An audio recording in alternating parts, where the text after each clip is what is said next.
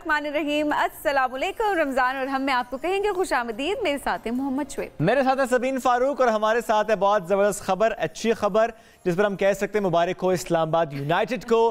कैसे हराया मुल्तान सुल्तान्स को, तीसरी बार PSL की ट्रॉफी उठाई है। तो एक बार फिर मुबारकबाद देते हैं हम हर उस प्लेयर को भी, ना सिर्फ इस्लामाबाद यूनाइटेड के बल्कि ज़ाहिर है पूरे PSL की हम बात करेंगे, हर टीम की बात करेंगे, हर प्लेयर की बात करेंगे और उसके साथ साथ शायकीन क्रिकेट की बात भी हम करेंगे, क्योंकि ज़ाहिर है इनकी वजह से ये टूर्नामेंट होता है मुकम्मल और कामयाब। तो सीज़न 9 कल का फाइनल बड़ा ज़बरदस्त थी और ट्रॉफी उठाई और ये देखिए क्या ज़बरदस्त शान है हमारी टीम इस्लामाबाद यूनाइटेड। 160 रन का हदफ सबीन और 8 विकेटें गवा कर उन्होंने हासिल तो कर लिया। लेकिन अगर हम कुछ प्लेयर्स की बात करें जैसे हुनैन शाह, क्या winning shot, exactly winning shot उन्होंने लगाई है और जाहिर है उसके बाद मैच जीते। ये शॉट, ये चौका, क्या बात है। अच्छा वैसे मैच वही था, सनसनीखेज मैच जिसे कहते हैं कि ब्लड प्रेशर हाई लो हो रहा था सबका, जो लोग और ये देखिए जैसे वो हुआ सब भागते हुए तोड़ के सारे हसार चले आए ग्राउंड के अंदर और बड़े जज्बाती मनाज़िर। एग्जैक्टली आप दीदा भी हो गए थे। वो हुनैन शाह की आंखें नम हो गईं। और अच्छा इनाम की बात कर लेते हैं सबीन। इस्लामाबाद यूनाइटेड को कितना मिला? 14 करोड़ रुपए। 14 करोड़ रुपए की इनामी रकम उनको मिली है। लेकिन रनर अप भी पीछे नहीं है, टीम जो मुल्तान सुल्तान है बड़ा अच्छा वो भी खेले, फाइनल तक पहुंचे हैं। 5 करोड़ रुपए उनको दिए गए हैं। जबरदस्त जी। अच्छा लेकिन इसके साथ साथ एक बात हम और करते हैं, जब इस्लामाबाद यूनाइटेड ने ये मैच जीता, ये टाइटल जीता, अपने नाम किया PSL का, तो उसकी बात हम करें, अच्छा इनाम देने के मनाज़िर दोबारा आपको दिखा भी रहे थे। 5 करोड़ 60 लाख मुल्तान सुल्तान्स को और इससे 14 करोड़ मिल गए थे इस्लामाबाद यूनाइटेड को। और अब अगर हम बात करें कि जिस वक्त वो जीते उसके बाद पूरी टीम ने कैसे फ़लस्तीन के झंडे क्या जबरदस्त चक्कर लगाया। एग्जैक्टली ये जिस तरह अभी आप देख भी रहे हैं कि किस तरह से उन्होंने फ़लस्तीन का झंडा पूरी टीम ने उठाया, उसके बाद उन्होंने ग्राउंड के चक्कर लगाए और वहीं पर अगर देखा जाए तो पूरा स्टेडियम जो था वो इज़हार यकजहती में उनके शेर भी है ना, उसका एक मैस्कॉट पहने नजर आया ना, शेर भी है। हाँ अच्छा ये देखे ना जा रहा है exactly. साथ साथ सबके। और एक बात और अब हम कर लेते हैं सबीन कि जो हमने कल कहा था, बल्कि जो हमने एक रिक्वेस्ट की थी पूरे कराची से, वो रिक्वेस्ट क्या थी?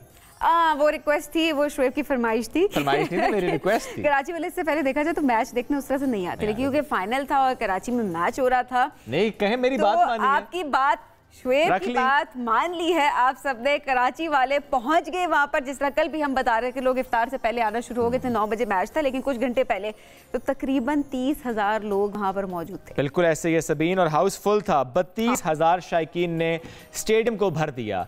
और ऐसे में यूँ तो बहुत से इन्फ्लुएंसर्स, एक्टर्स वो भी नजर आ रहे थे हमें, लेकिन उसके साथ साथ चेयरमैन PCB मोहसिन नकवी, साथ सैयद मुराद अली शाह साहब हैं, वज़ीर आला सिंध हैं, ये भी वहीं पर मौजूद थे। इन्होंने भी वहाँ बैठकर मैच देखा और यूँ सब ने इस मैच को एंजॉय किया। बच्चे भी आए, सब ने इस मैच को भरपूर तरीके से एंजॉय किया। और फिर जब लिखा आया ना हाउसफुल, तब हुआ मेरा दिल खुश। ये हमने मांगा था कराची से कि करके दिखाना है इस फाइनल मैच में, स्टेडियम को भर के दिखाना है आपने पूरी दुनिया को। ये अपने टूर्नामेंट्स होते जो जिनको एग्जीक्यूट करने में हम बड़े साल लग भी गए, और अब ज़ाहिर सीजन 9 की अगर बात की जाए बड़े अच्छे तरीके से ये भी इख्तिताम पजीर हुआ। तो इनको हमने सक्सेसफुल बनाना होता है, कोई बाहर से नहीं आएगा जो कि देखेगा और सपोर्ट करेगा। अपनी क्रिकेट है, अपनी टीम से, पाकिस्तान की गेम है ये, और ऑब्वियसली इसको सपोर्ट करें तो पाकिस्तान आगे बढ़ेगा। बिल्कुल ऐसे ही है।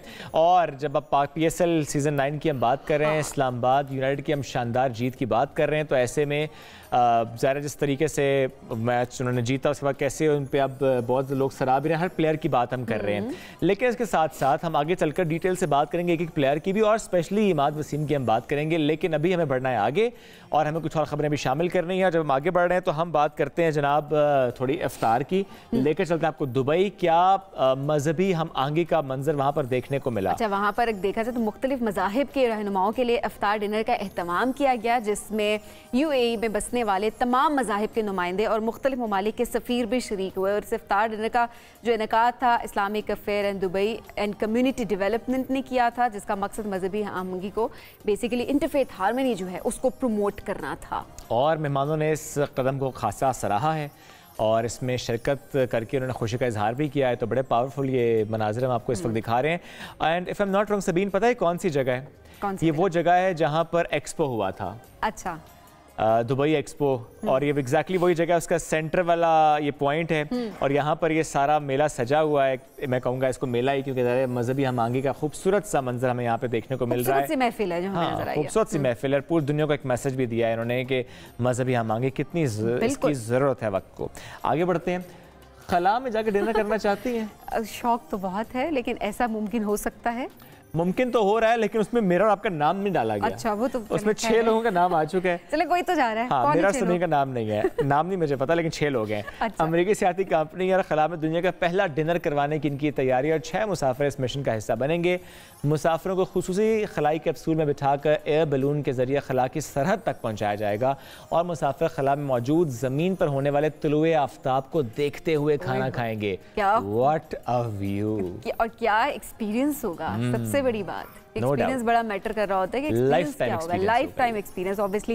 लेकिन जाहिर है क्योंकि आपका और मेरा नाम तो है नहीं, तो हम जो मनाजिर बाद में जब सामने आएंगे तो मनाजिर हम सबको चले, कोई बात नहीं, देख कर आए, फिर हमें बताएं, फिर हम छुट्टी अप्लाई कर देंगे, कोशिश करेंगे। हाँ, नेवर नो, मेरी ख्वाहिश तो है ना जाने की, ख्वाहिश सिफारिश करा लेंगे, कुछ भी सिफारिश करा लेंगे। ठीक है, कुछ कोशिश करते हैं। आगे बढ़ते हैं।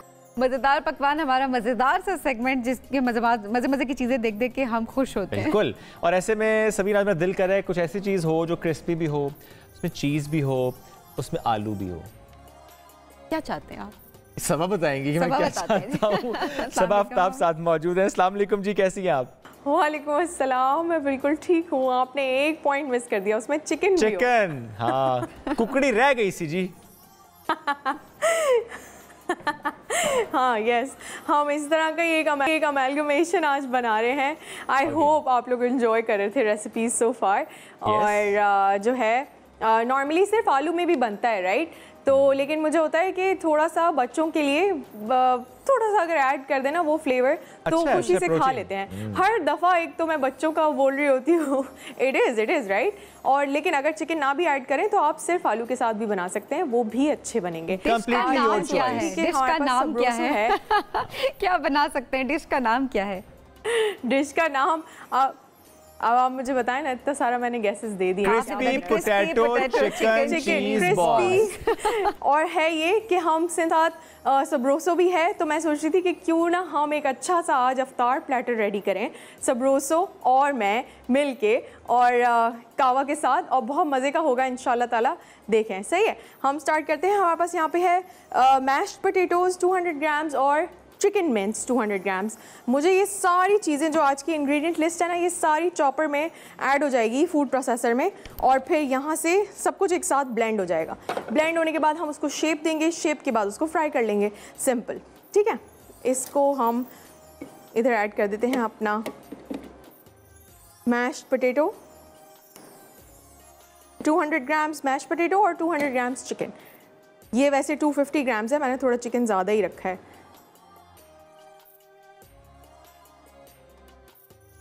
और इसके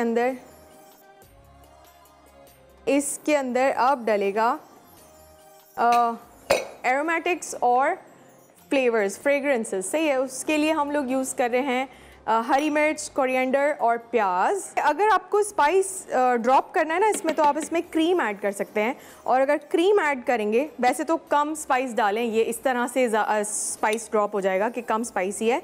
लेकिन अगर इसमें आप क्रीम ऐड करेंगे तो फिर थोड़ा सा कॉर्नफ्लावर या मैदा ऐड कर लीजिएगा, क्योंकि फिर वो मिक्सचर थोड़ा सा गीला गीला होगा, तो वो फिर उस तरह से बनाना हो सकता है कि यू नो हार्ड टाइम दे आपको।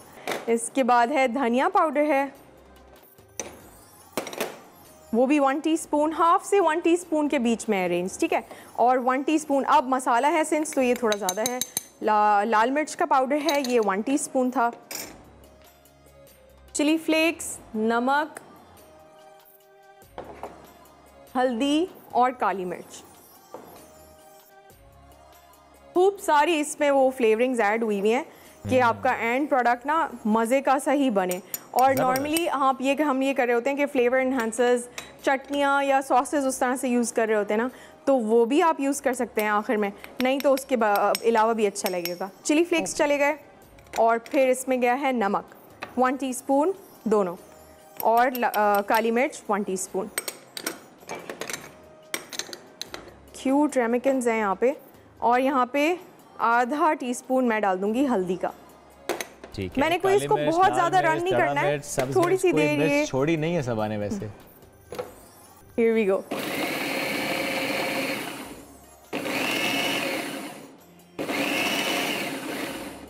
बस ज्यादा इसको करना नहीं है, सही है।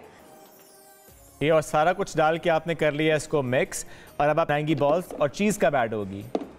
जब आप बॉल्स बनाने वाले स्टेप पे आएंगे ना हम, तो बॉल्स की बेसिकली बीच में डलेगी चीज, सही है, एज सेंटर फिलिंग। ये हो गया है, प्यारा सा मिक्सचर है। थोड़ा सा मैंने मशीन में घुमाया है, थोड़ा सा मैं हाथ से करी हूँ। अब ऑयल ऐड करी है आप, डालडा ऑयल यूज करी है और शैलो फ्राई।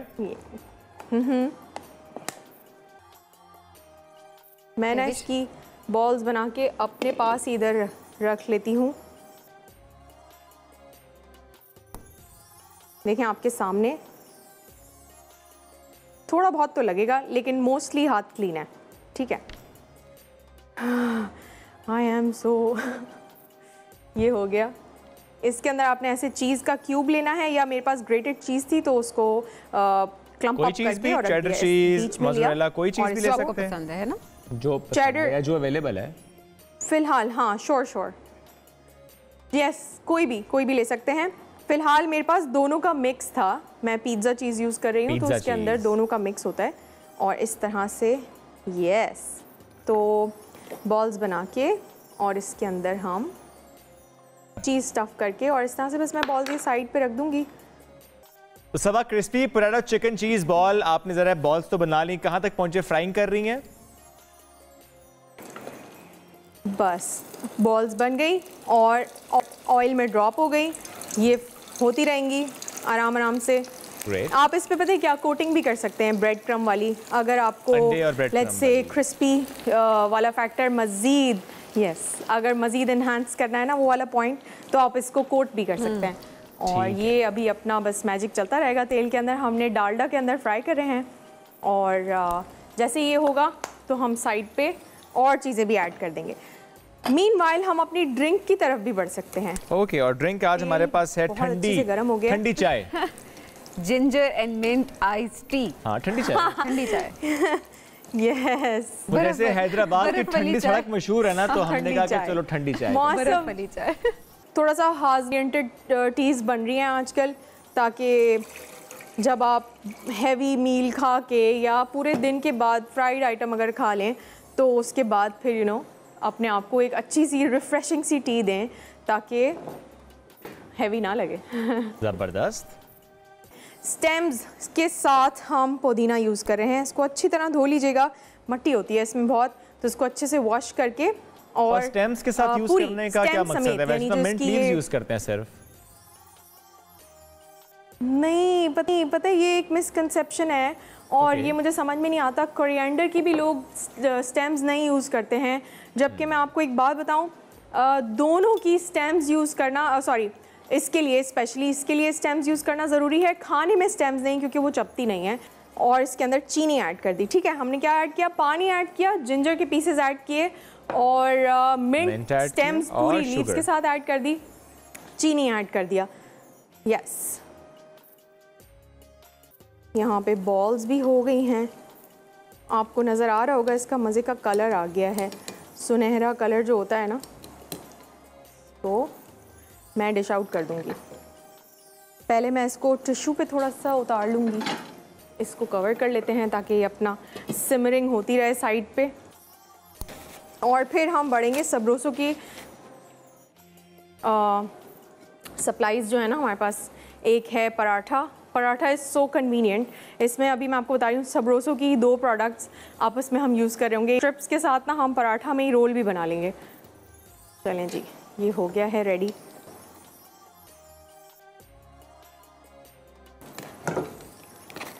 सबरोसो के हमारे पास हैं समोसाज।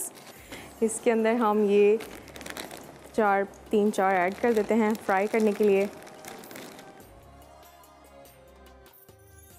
सो हम बेसिकली पोटैटो बॉल्स यूज़ कर रहे हैं, और सबरोसो के आइटम्स में से समोसाज यूज़ कर रहे हैं, और चिकन स्ट्रिप्स।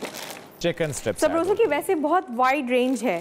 सबरोसो की आपको पता है, they are innovators in the market, innovations लेकर आए हैं नई, और फर्स्ट टाइम जो हनी चिकन डोनट्स हैं और कचौरीज़ हैं फ्रोज़न, वो इन्होंने इंट्रोड्यूस करवाई हैं बेसिकली मार्केट में, तो ये एक बड़ी अच्छी बात लगी मुझे।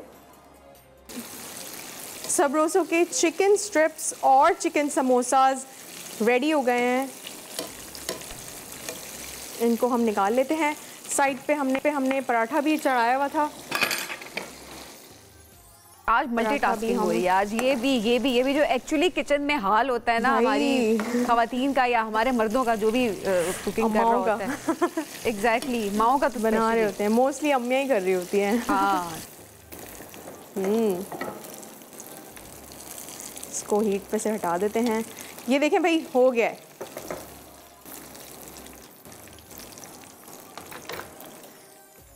बिस्मिल्लाहिर्रहमानिर्रहीम। अब हम अपना, ओहो ज़बरदस्त टी इधर उतार लेते हैं, अपनी ice tea, ginger mint ice T.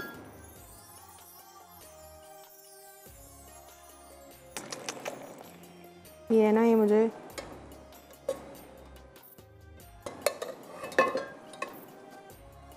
इस पे उतार देते हैं। सबरोसो का पराठा भी भाई रेडी हो गया है और ये टी हो गई हमारी रेडी। क्रिस्पी पोटैटो चिकन चीज़ बॉल्स आज हमने बनाई हैं और साथ हमने जो ड्रिंक थी वो है जिंजर मिंट आइस्ड टी और ये आपको हम दिखा भी रहे हैं। It looks delicious. सबरोसो के पराठे हैं, चिकन स्ट्रिप्स भी हैं और समोसे भी हैं, साथ एक सॉस भी रखी हुई है। ये प्लेटर कंप्लीट हो गया, इफ्तार प्लेटर इज कंप्लीट। इसमें आपको कुछ और आपको नहीं चाहिए। आई थिंक डिनर की भी जरूरत नहीं, इट इज दैट हैवी। नहीं, सबरोसो की एक अच्छी बात है कि इट्स वो आपको आफ्टर हैवी ईटिंग के बाद जो आपको आफ्टर फीलिंग आती है ना हैवी, वो चीज़ नहीं है इसके अंदर। It's not gonna be that oily, it will not absorb that much oil, plus ये मीठी है। सो काफ़ी सारे एडिड फैक्टर्स हैं। ये लोग नए नए प्रोडक्ट्स लॉन्च किए इन्होंने मार्केट में, so I think we should give it a go. बिल्कुल, सब इसको ट्राई भी करें और इसके साथ साथ सबा थैंक यू सो मच, बहुत डिलिशियस आज प्लेटर आपने तैयार किया। नाज़रीन में फीडबैक हैवी, बिल्कुल आई थिंक इनफ फॉर 3 और 4 पर्सन। ट्रू ओके नहीं, मेरे ट्रू का है। आप अपना फीडबैक जरूर दें। आप बताएं कि आज का जो प्लेटर था ये कितने लोगों के लिए इनफ होगा। एक ब्रेक की तरफ चलते हैं जी, stay with us. Welcome back जी। रमज़ान के इस बाबरकत महीने की जो रमज़ान ट्रांसमिशन है हमारी, इसमें आज हमारे साथ एक नन्ही सी नातवा मौजूद है। वैसे नन्ही नहीं रही, जब से हम उनसे बात करना शुरू हुए तो हम आदत हो गई हमें कहने की, हमारी नजरों के सामने नन्ही मुन्नी से बड़ी हो गई हैं वो। उनको देख के मुझे लगता है हम वाकई बड़े हो गए, क्योंकि वो छोटी सी थी, अब बड़ी हो गई हैं। मानूर अल्ताफ की हम बात कर रहे हैं। अस्सलाम वालेकुम मानूर, कैसी हैं आप? कैसे हैं आप? अल्हम्दुलिल्लाह, आप सुनाएं? मैं बिल्कुल ठीक हूं। रमजान अच्छा गुजर रहा है? बहुत अच्छा। माशाल्लाह। मानूर बड़ी हो गई है वाकई में, अब थोड़ी अभी भी वैसे उसी तरह मासूम। लड़कियां बड़ी वैसे होती नहीं है, तो होना भी नहीं चाहिए, वो हमेशा मासूम ही रहती हैं। ऐसा ही है ना? ऐसे ही है। लड़कियां लड़का तक की कसूर है, लड़के बदमाश होते हैं। No comments. नहीं, आप कमेंट करें, हम सुनने नहीं, हम हमेशा हम लड़कियां जब अपनी उम्र बताती हैं तो हम अपनी दिल की उम्र बताती हैं, तो age is just a number for us. मर्दों का दिल तो होता ही नहीं है, तो इसलिए दिल की उम्र क्या बताएं बेचारे। आराम है, दिल तो होता ही नहीं है। अभी कह रहे थे मर्दों का दिल बहुत बड़ा होता है। ये किसी और तरह डिस्कशन चलेगी, वापस आए टॉपिक। 4 चैम्बर्स होते हैं। नहीं, दिल वही होता है जी, जैसे खातून का होता है वैसे दिल तो होता है। I mean, लेकिन थोड़ा वसी होता है। अच्छा जी, मानो क्या मसरूफियात होती हैं रमज़ान में? रमज़ान में पढ़ाई, थोड़ी सी स्टडीज़, बोर्ड्स भी आने वाले हैं, और बाकी इफ्तारी और सहरी में मम्मा की थोड़ी सी हेल्प। That's it. जबरदस्त है। मानूर, आज किस कलाम का आपने इंतखाब किया हमारी इस ट्रांसमिशन के लिए? इतनी प्यारी माशाल्लाह ने आपको आवाज़ दी है। Thank you so much. करम आज बाला बाम आ गया। बिल्कुल, इसमें लगे करम आज बाला बाम आ गया है, करम आज बाला बाम आ गया है, ज़बां पर मोहम्मद का नाम आ गया है, करम आज बाला मुझे मिल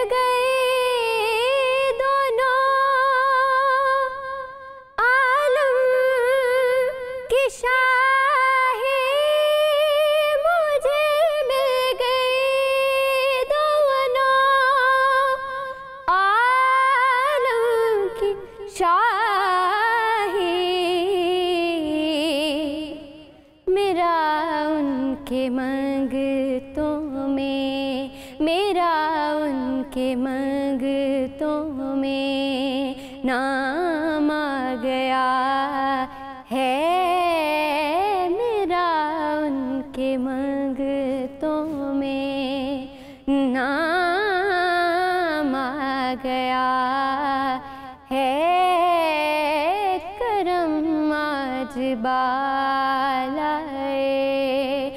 बाम आ गया है, करम आज बालाए। और मज़ा तब है सरकार महशर में कैदी, मज़ा तब है सरकार महशर में कैदी,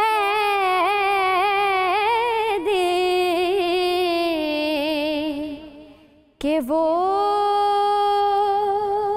देखो हमारा गुलाम आ गया है, वो देखो हमारा। Welcome back. थोड़ी सियासी गुफ्तगू करते हैं जो इस वक्त पाकिस्तान में हुकूमत बनने के बाद जो चैलेंजेस हैं हुकूमत को, इस पर जब भी बात होती है तो ज़ाहिर है एक जो जवाब आता है वो आता है कि मईशत को ठीक रास्ते पर लेकर जाना है। और जब पूछा जाए कि अच्छा कैसे ठीक रास्ते पर लेकर जाना है, नजर नहीं आ रही। नहीं, वो कहता है कि नवाज शरीफ वाले दौर के हिसाब से हम लेकर जाएंगे, ये कहा जाता है PMLN की तरफ से स्पेशली। लेकिन ज़ाहिर है इस वक्त IMF वाला एक बड़ा अहम मामला, IMF के साथ ज़रा मुज़ाकरात और उसका क्या इम्पैक्ट होगा पाकिस्तान की मईशत पर, क्या इम्पैक्ट पाकिस्तान की अवाम पर होगा, इस पर भी आज हम बात करेंगे। और इसके साथ साथ से कुछ घंटों पहले जो अहम खबर आज आई थी अदालत से, ज़ाहिर वो आई थी कि वो एवन फील्ड हो वाला अजीज़ी और डिफरेंट रेफरेंसेज में जो सज़ाएं हुई थी हसन नवाज हुसैन नवाज को, उनको आज बरी किया गया। ज़ाहिर उनके लिए एक रिलीफ है, उनके लिए एक आसानी, एक सहूलत हो गई है उनके लिए कि ज़ाहिर जब से वो वापस आए उसके बाद वो अदालत में पेशी और उसके बाद फिर बरियत उनकी अब हो चुकी है। मुजम्मिल सोहरवर्दी साहब सीनियर एंकर एंड तज्ज़ियाकार साथ मौजूद हैं, उनसे हम इस पर तज्ज़िया भी लेंगे। मुजम्मिल साहब बहुत शुक्रिया। मुजम्मिल साहब, आप इस फैसले को आप किस नज़र निगाह से देखते हैं, हसन नवाज हुसैन नवाज की बरियत को? और ये मैं सवाल इस तनाजुर में कर रहा हूँ कि ज़ाहिर है कई साल पहले सज़ा होना, फिर इश्तिहारी करार दिया जाना, उसके बाद उनका वापस आना, उसके बाद उनकी बरियत हो जाना। मैं सिस्टम पर आपका कमेंट चाह रहा हूँ कि कोई एक चीज़ तो गलत है ना सर, सज़ा गलत है या बरी होना गलत होता है? विद ऑल ड्यू रिस्पेक्ट, ज़रा हमारी अदालतें इसमें इन्वॉल्व होती है, बट मेरा सवाल फिर भी है कि किसी एक को तो अकाउंटेबल करना पड़ेगा कि आखिर क्या गलत हुआ। मेरे ख्याल में मुकदमात गलत थे, वक्त ने साबित किया कि पॉलिटिकली मोटिवेटेड मुकदमात थे, क्योंकि नवाज़ शरीफ बरी हो गए और मरीम नवाज़ तो इमरान खान के दौर में ही बरी हो गई थी इन तमाम मुकदमात से। तो ये बरियत का सिलसिला तो गुज़श्ता दौर हुकूमत इमरान खान के दौर हुकूमत से ही शुरू हो गया था और ये पॉलिटिकली मोटिवेटेड केसेस थे। आज तो हिस्ट्री इनको ऐसे ही याद करती है कि उस वक़्त के जो चीफ जस्टिस थे उन्होंने उसके ऊपर एक मॉनिटरिंग जज लगाया हुआ था और उस मॉनिटरिंग जज के ऊपर भी अब सुप्रीम कोर्ट की अपनी कार्रवाई सामने आ गई है कि वो कानून के मुताबिक नहीं था।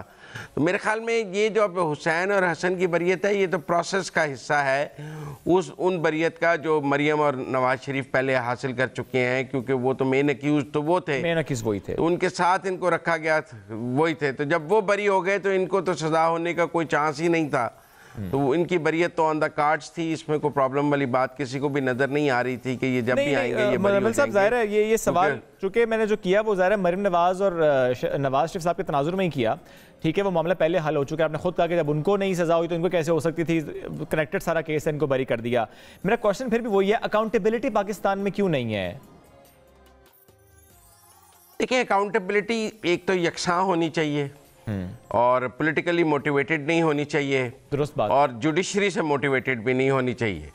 अगर ये यकसां होगी और बग़ैर सियासी मकासद के होगी तो यकीनन इसके नताइज निकलेंगे। लेकिन जब आप नैब को पॉलिटिकल इंजीनियरिंग के लिए इस्तेमाल करेंगे और जब आप जुडिशल एक्टिविज्म के ज़रिए हुकूमतों को बदलने की कोशिश करेंगे तो यकीनन उस अकाउंटेबिलिटी पर सवालात होंगे, क्योंकि टारगेटेड एहतसाब जो है ना वो भी इंतकाम की एक शक्ल है।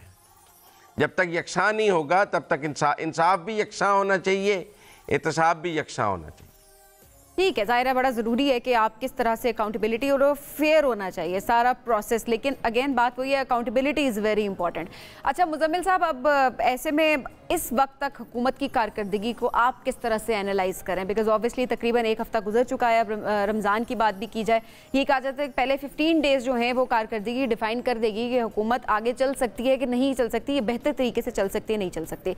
तो आप इस वक्त की परफॉर्मेंस कैसी देखते हैं? देखिए, एक तो मैं नहीं समझता कि 15 दिन कोई तय कर देते हैं कि हुकूमत कैसी चलेगी और कैसी चल सकती है। आइन में इसकी मुद्दत 5 साल है और उससे पहले आइनी तरीका है हुकूमत को हटाने का। हुकूमत की कारकर्दगी को जज करने का इख्तियार आवाम के पास वोट के ज़रिए है। बाकी अभी जो माशी चैलेंजेस हैं उनमें निजकारी एक बहुत बड़ा चैलेंज है, बिजली चोरी एक प्राइम मिनिस्टर ने अपनी स्पीच में कहा है, बिजली चोरी, गैस चोरी पाकिस्तान में चैलेंजेस हैं, निजकारी चैलेंजेस है, लॉस एंटिटीज़ चैलेंज है, फिर IMF से ये डील एक चैलेंज है कि इसको करना है जिस पे आजकल हुकूमत की माशी टीम काम कर रही है। तो मुझे तो ऐसा नहीं लगता कि कोई डाइवर्जन है या कोई ऐसा है कि आप समझें कि कोई प्रॉब्लम है हुकूमत की इकनॉमिक टीम में। एक अच्छी इकनॉमिक टीम इन्होंने मैदान में उतारी है। अगर हम इसका कंपैरेटिव एनालिसिस 2018 के साथ करेंगे तो आपका 3 हफ्ते में फिनांस मिनिस्टर बोल्ड हो गया था। असद उमर साहब को 3 हफ्ते में सैक करना पड़ गया था क्योंकि वो पाकिस्तान की मईशत चला नहीं सके थे, और ख़ुद इमरान खान ने अपने ओपनिंग बैट्समैन को खुद ही रिटायर हट कर दिया था। तो मेरे ख्याल में उससे तो बेहतर है कि वो पहले सोच समझ के औरंगजेब साहब को लाए हैं, और इसहाक डार साहब से भी बेहतर है, बेहतर टीम लाए हैं। Aurangzeb is a new face, Ishaq Dar साहब की निस्बत और मिफ्ता की निस्बत एक नया फेस लाए हैं, नई टीम लेकर आए हैं, और हमें टाइम देना चाहिए इस नई टीम को कि वो अपनी परफॉर्मेंस दे। जो अब तक तरजीहात सामने आई हैं वो ठीक हैं। पाकिस्तान के बड़े मसाइल क्या हैं? पाकिस्तान के मसाइल अंदरूनी हैं। हमें टैक्स बेस को बढ़ाना है, इसके लिए हुकूमत को काम करना चाहिए, बिजली चोरी ख़त्म करनी है, ये PIA की निजकारी करनी है, और लॉस एंटिटीज़ बेचनी है। और मेरे ख्याल में इस पर एक इत्तफाक राय हो जाए, मिसाक मैशत हो जाए। अब जैसे PIA के बेचने पर पीपल्स पार्टी को एतराज़ है, जब आप ऐसे एतराज़ात सामने आते हैं तो फिर आप बड़े काम नहीं कर सकते, हुकूमत रुक जाती है। मेरे ख्याल में एक मिसाक मैशत होगा तो ही पाकिस्तान के माशी मसाइल आगे चल सकते हैं, हल हो सकते हैं। बिल्कुल सही। अच्छा मुजम्मिल साहब, अभी खबरें कल तक अब ये भी ज़ेर गर्दिश हैं कि नवाज शरीफ साहब ज़ाहिर रमज़ान के जो आखिरी अशरा है उसमें वो जाएंगे सऊदी अरब, और उसके बाद वहाँ से वो लंदन जाने का उनका इम्कान है, वहाँ पर उनके चेकअप वगैरह हो गए। ये इन खबरों में कितनी सदाकत है? रमज़ान का आखिरी अशरा तो बहुत अरसे से मदीने में गुजारते हैं। जब वो बतौर प्राइम मिनिस्टर थे तब भी वो ये सिलसिला उन्होंने शुरू किया था। जब वो सऊदी अरब जला वतन हुए थे तो तब उन्होंने मदीने में आखिरी अशरा गुजारना शुरू किया था। तो वो उनकी कोशिश रही है कि जब तक उनके पास पासपोर्ट नहीं था तो उनकी रुकावटें थीं कि उनको पासपोर्ट उनका नहीं था, तो वो ट्रैवल डॉक्यूमेंट्स ना होने की वजह से ट्रैवल नहीं कर सके। लेकिन जब उन्हें ट्रैवल डॉक्यूमेंट्स मिल गए तो उसके बाद भी उन्होंने गुज़श्ता साल भी आखिरी अशरा वहीं गुजारा था। मेरे ख्याल में ये तो कोई खबर नहीं है, ये तो मतलब कई सालों से हम देख रहे हैं कि वो रमज़ान लेकिन अगर लंदन जाते हैं वहाँ जाते हैं और वहीं क़याम तवील करते हैं, आप कहते हैं ये भी खबर नहीं होगी फिर? मेरे ख्याल में क़याम तवील नहीं करेंगे। अच्छा, मुझे नहीं कोई वजह लगती कि वो क़याम तवील करेंगे वहाँ पर। लंदन जाना करवाएंगे और वापस आ जाएंगे। नहीं, उनके 2 बेटे और 1 बेटी भी तो लंदन रहती है ना। आप ये देखें, उनकी एक फैमिली जो है, 2 हसन और हुसैन की फैमिलीज भी वहाँ रहती हैं, और फिर जो उनकी छोटी बेटी हैं वो अली डार भी वहाँ रहते हैं। तो वो ईद के बाद अपने बच्चों को मिलना दुरुस्त बात आपकी। लेकिन मुजम्मिल साहब, नवाज शरीफ साहब पाकिस्तान हो या लंदन हो, कोई फ़र्क पड़ता है? जो मुशावरत करनी है, जो उन्होंने अहकामात देने हैं, वो तो वहाँ से दें, यहाँ से बात तो एक ही है, ना वज़ीर-ए-आज़म ना वज़ीर आला ना कोई ऐसा होता। हमारे लिए ये नई बात है, लेकिन दुनिया भर की सियासत में हम ये देखते हैं कि वहाँ पार्टी से नए वज़ीर आज़म आ जाते हैं, पार्टी से और लोग आ जाते हैं, पार्टी हेड वहीं रहता है। तो मुझे लगता है कि पाकिस्तान की सियासत को इस बात का आदी होना पड़ेगा कि यहाँ पर पार्टी के अंदर पार्टी हेड के अलावा भी वज़ीर आज़म आ सकता है, वज़ीर आला आ सकता है। तो मुझे लगता है आहिस्ता आहिस्ता जैसे जैसे हमारी मईशत सियासत आगे बढ़ेगी, हम इस चीज़ के बेहतर आदी होते जाएंगे जमहूरियत के तसलसल से। उनका अपना एक सियासी किरदार मौजूद है, अभी सेनेट की टिकटें उन्होंने दी हैं, आगे मुझे नज़र आ रहे हैं पंजाब में बल्दियाती इंतखाबात, अब उसके बाद उन बल्दियाती इंतखाबात में मुझे उनका किरदार नज़र आ रहा है कि वो सब जगह पार्टी के लिए सियासी किरदार अदा करेंगे। तो उनके लिए पाकिस्तान में सियासी काम मौजूद है, ऐसी बात नहीं है कि पाकिस्तान में सियासत ख़त्म हो गई है और वो उनके लिए कुछ मौजूद नहीं है। मुझे उनके लिए काफ़ी काम नज़र आता है पाकिस्तान में।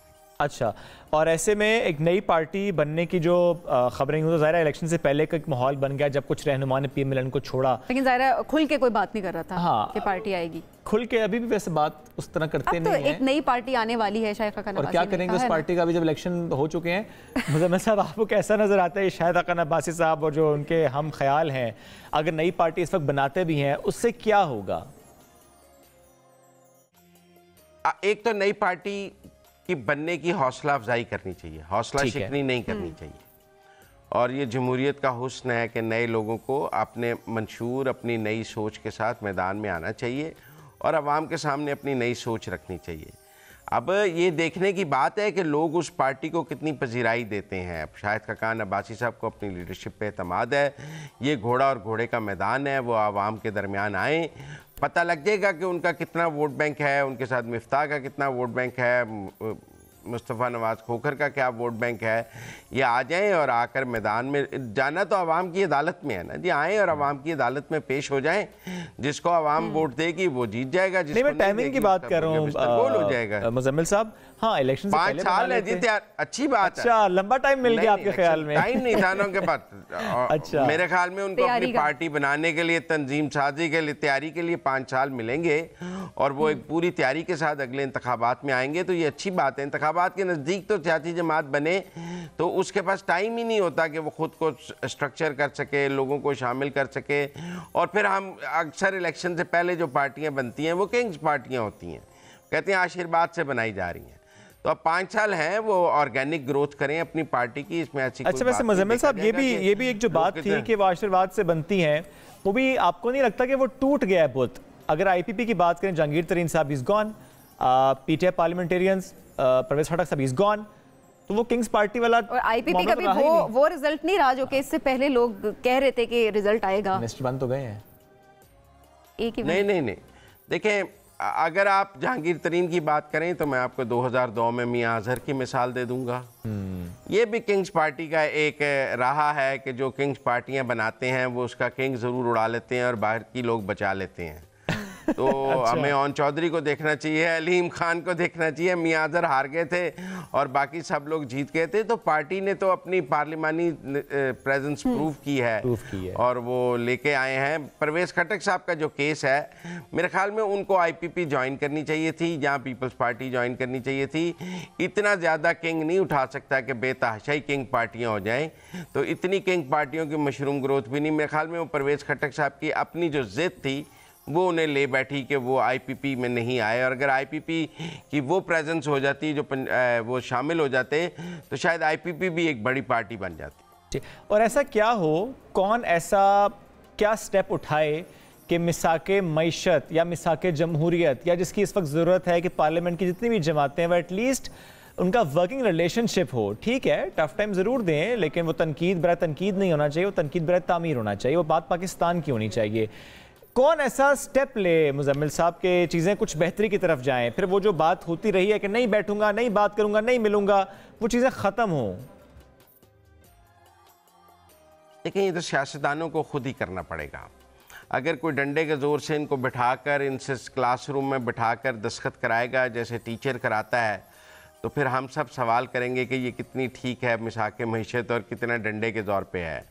जमात जो पार्लियामेंट में मौजूद हैं, सियासी जमातें, उनको आपस में बैठ के बात करने का रास्ता निकालना चाहिए।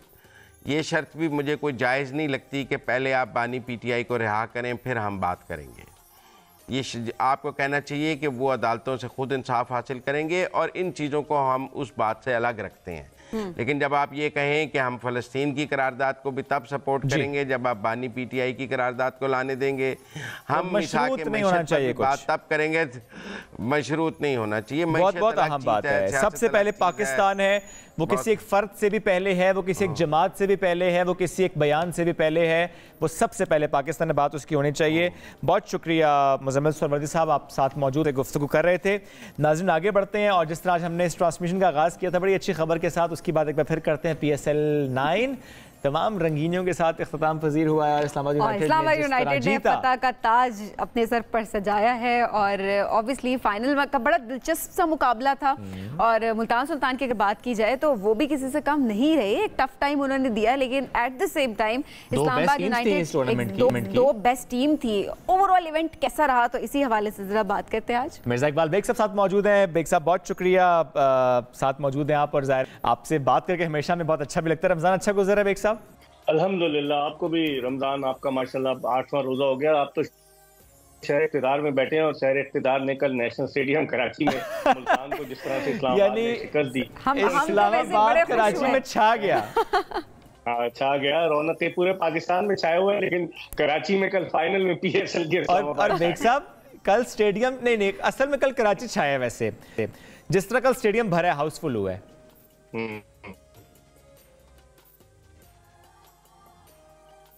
बिल्कुल। अच्छा, कल बड़ी तादाद में लोग आए, मैं खुद बाहर गेट पे गया था, मैंने देखा कि जी आप बात में कमल करें बेग साहब, आपने खुद क्या देखा? जी आपकी आवाज आ रही है।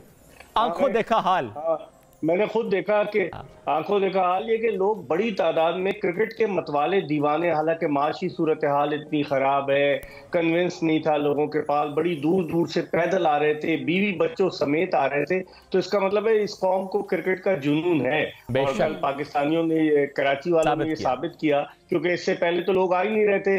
नंबर ले गए थे मुल्तान, लाहौर और रावलपिंडी, लेकिन कल कराची वालों को भी जोश आया, और जब जोश आया तो फिर इस्लामाबाद को भी जोश आ गया और आखिरी गेंद पर इस्लामाबाद जीत गया। सही बात है। अब जरा बात करते हैं इमाद वसीम की। बेग साहब पहले तो मुझे एक कमेंट इस पर आपसे लेना है। कल से एक वीडियो बहुत वायरल हो रही है कि जिस वक्त वो एकदम कट हो गए, ड्रेसिंग रूम का मंजर था और वो स्मोकिंग कर रहे थे, इस पर बहुत तनकीद हो रही है कि he was caught on camera. थोड़ा सा बताएं कि क्या डेकोरम होता है, क्या अलाउड नहीं होता, क्या होता है कि इतनी ज़्यादा तनकीद क्यों हो रही है? देखिए शोएब, क्रिकेटर्स तो सिगरेट पीते हैं, कई क्रिकेटर्स पीते हैं, और बाज़ तो चेन स्मोकर्स भी हैं, लेकिन ये बदकिस्मती थी इमाद वसीम की कि कैमरा उन पर कट हो गया वहां पर जहां ड्रेसिंग रूम में वो बैठ के पी रहे थे। वरना अमूमन हर शख्स जाकर, ये जो ज्यादातर क्रिकेटर्स हैं, मेरा सबके साथ इंटरेक्शन हुआ, सारे ज्यादातर क्रिकेटर सिगरेट पीते हैं, लेकिन उनकी बदकिस्मती थी कि वो पकड़े गए और वो वीडियो वायरल हो गई। लेकिन जो उनकी परफॉर्मेंस थी, चले ठीक है, इस पर उनके खिलाफ थोड़ा सा जुर्माना भी हो जाएगा, सब कुछ हो जाएगा, तंबीह भी हो जाएगी, लेकिन जो परफॉर्मेंस थी, 35 बरस की उम्र में इमाद वसीम ने रिटायरमेंट ले ली, दिल बर्दाश्ता होकर पाकिस्तान को वनडे और T20 में रिप्रेजेंट कर चुके हैं, कप्तानी कर चुके हैं वनडे की वाज मैचेस में। तो उसके साथ अब मेरे ख्याल में अब इमाद वसीम को अपना डिसीजन वापस लेना चाहिए। और बाबर आजम जब कप्तान थे तो मोहम्मद नवाज को इमाद वसीम पर प्रेफर कर रहे थे, जबकि इमाद वसीम की क्लास डिफरेंट है।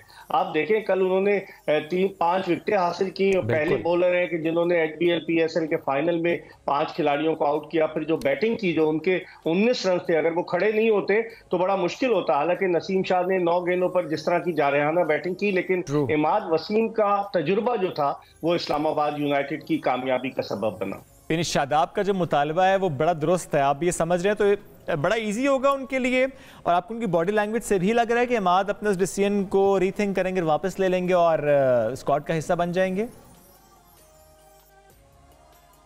देखिए शोएब, इमाद ने इसलिए रिटायरमेंट ली कि एक तो वो पाकिस्तानी टीम में सेलेक्ट नहीं हो रहे थे, वो सेंट्रली कॉन्ट्रैक्टेड प्लेयर नहीं थे। अगर वो सेंट्रल कॉन्ट्रैक्ट ले लेते तो जिस तरह पाकिस्तान क्रिकेट बोर्ड ने कहा हुआ है कि साल में PSL के अलावा 2 लीग्स आप और खेलेंगे, इस वक्त इमाद वसीम की डिमांड है दुनिया भर में। आपको बिल्कुल याद होगा बहुत अरसा पहले वो नंबर 1 ऑलराउंडर रहे हैं और हर लीग में दुनिया की उनको बुलाया जाता है खेलने के लिए। तो इस वजह से उन्होंने सोचा कि अब मुझे खिला तो रहे नहीं है तो रिटायरमेंट ही ले लो ताकि लीग की तरफ तवज्जो दो, बैंक बैलेंस में इजाफा करो, तो वो उस तरफ चले गए। लेकिन अब जिस तरह की उन्होंने परफॉर्मेंस दी है इस HBL PSL में, मैं समझता हूँ कि उनकी जरूरत है। 1 जून से जो T20 वर्ल्ड कप अमेरिका और वेस्ट इंडीज में शुरू हो रहा है, इमाद वसीम की जरूरत है क्योंकि सर्किल में वो बॉलिंग बड़ी अच्छी करते हैं। आपने देखा होगा कि 6 ओवर्स का जब दायरे में फील्डर अंदर होते हैं कितनी अच्छी बॉलिंग करते हैं, वाइट बॉल स्पेशलिस्ट हैं। अगर अब भी उनको इस फॉर्म पे नहीं लिया गया तो फिर मेरे ख्याल में फिर आइंदा उनकी जरूरत भी नहीं पेश आएगी।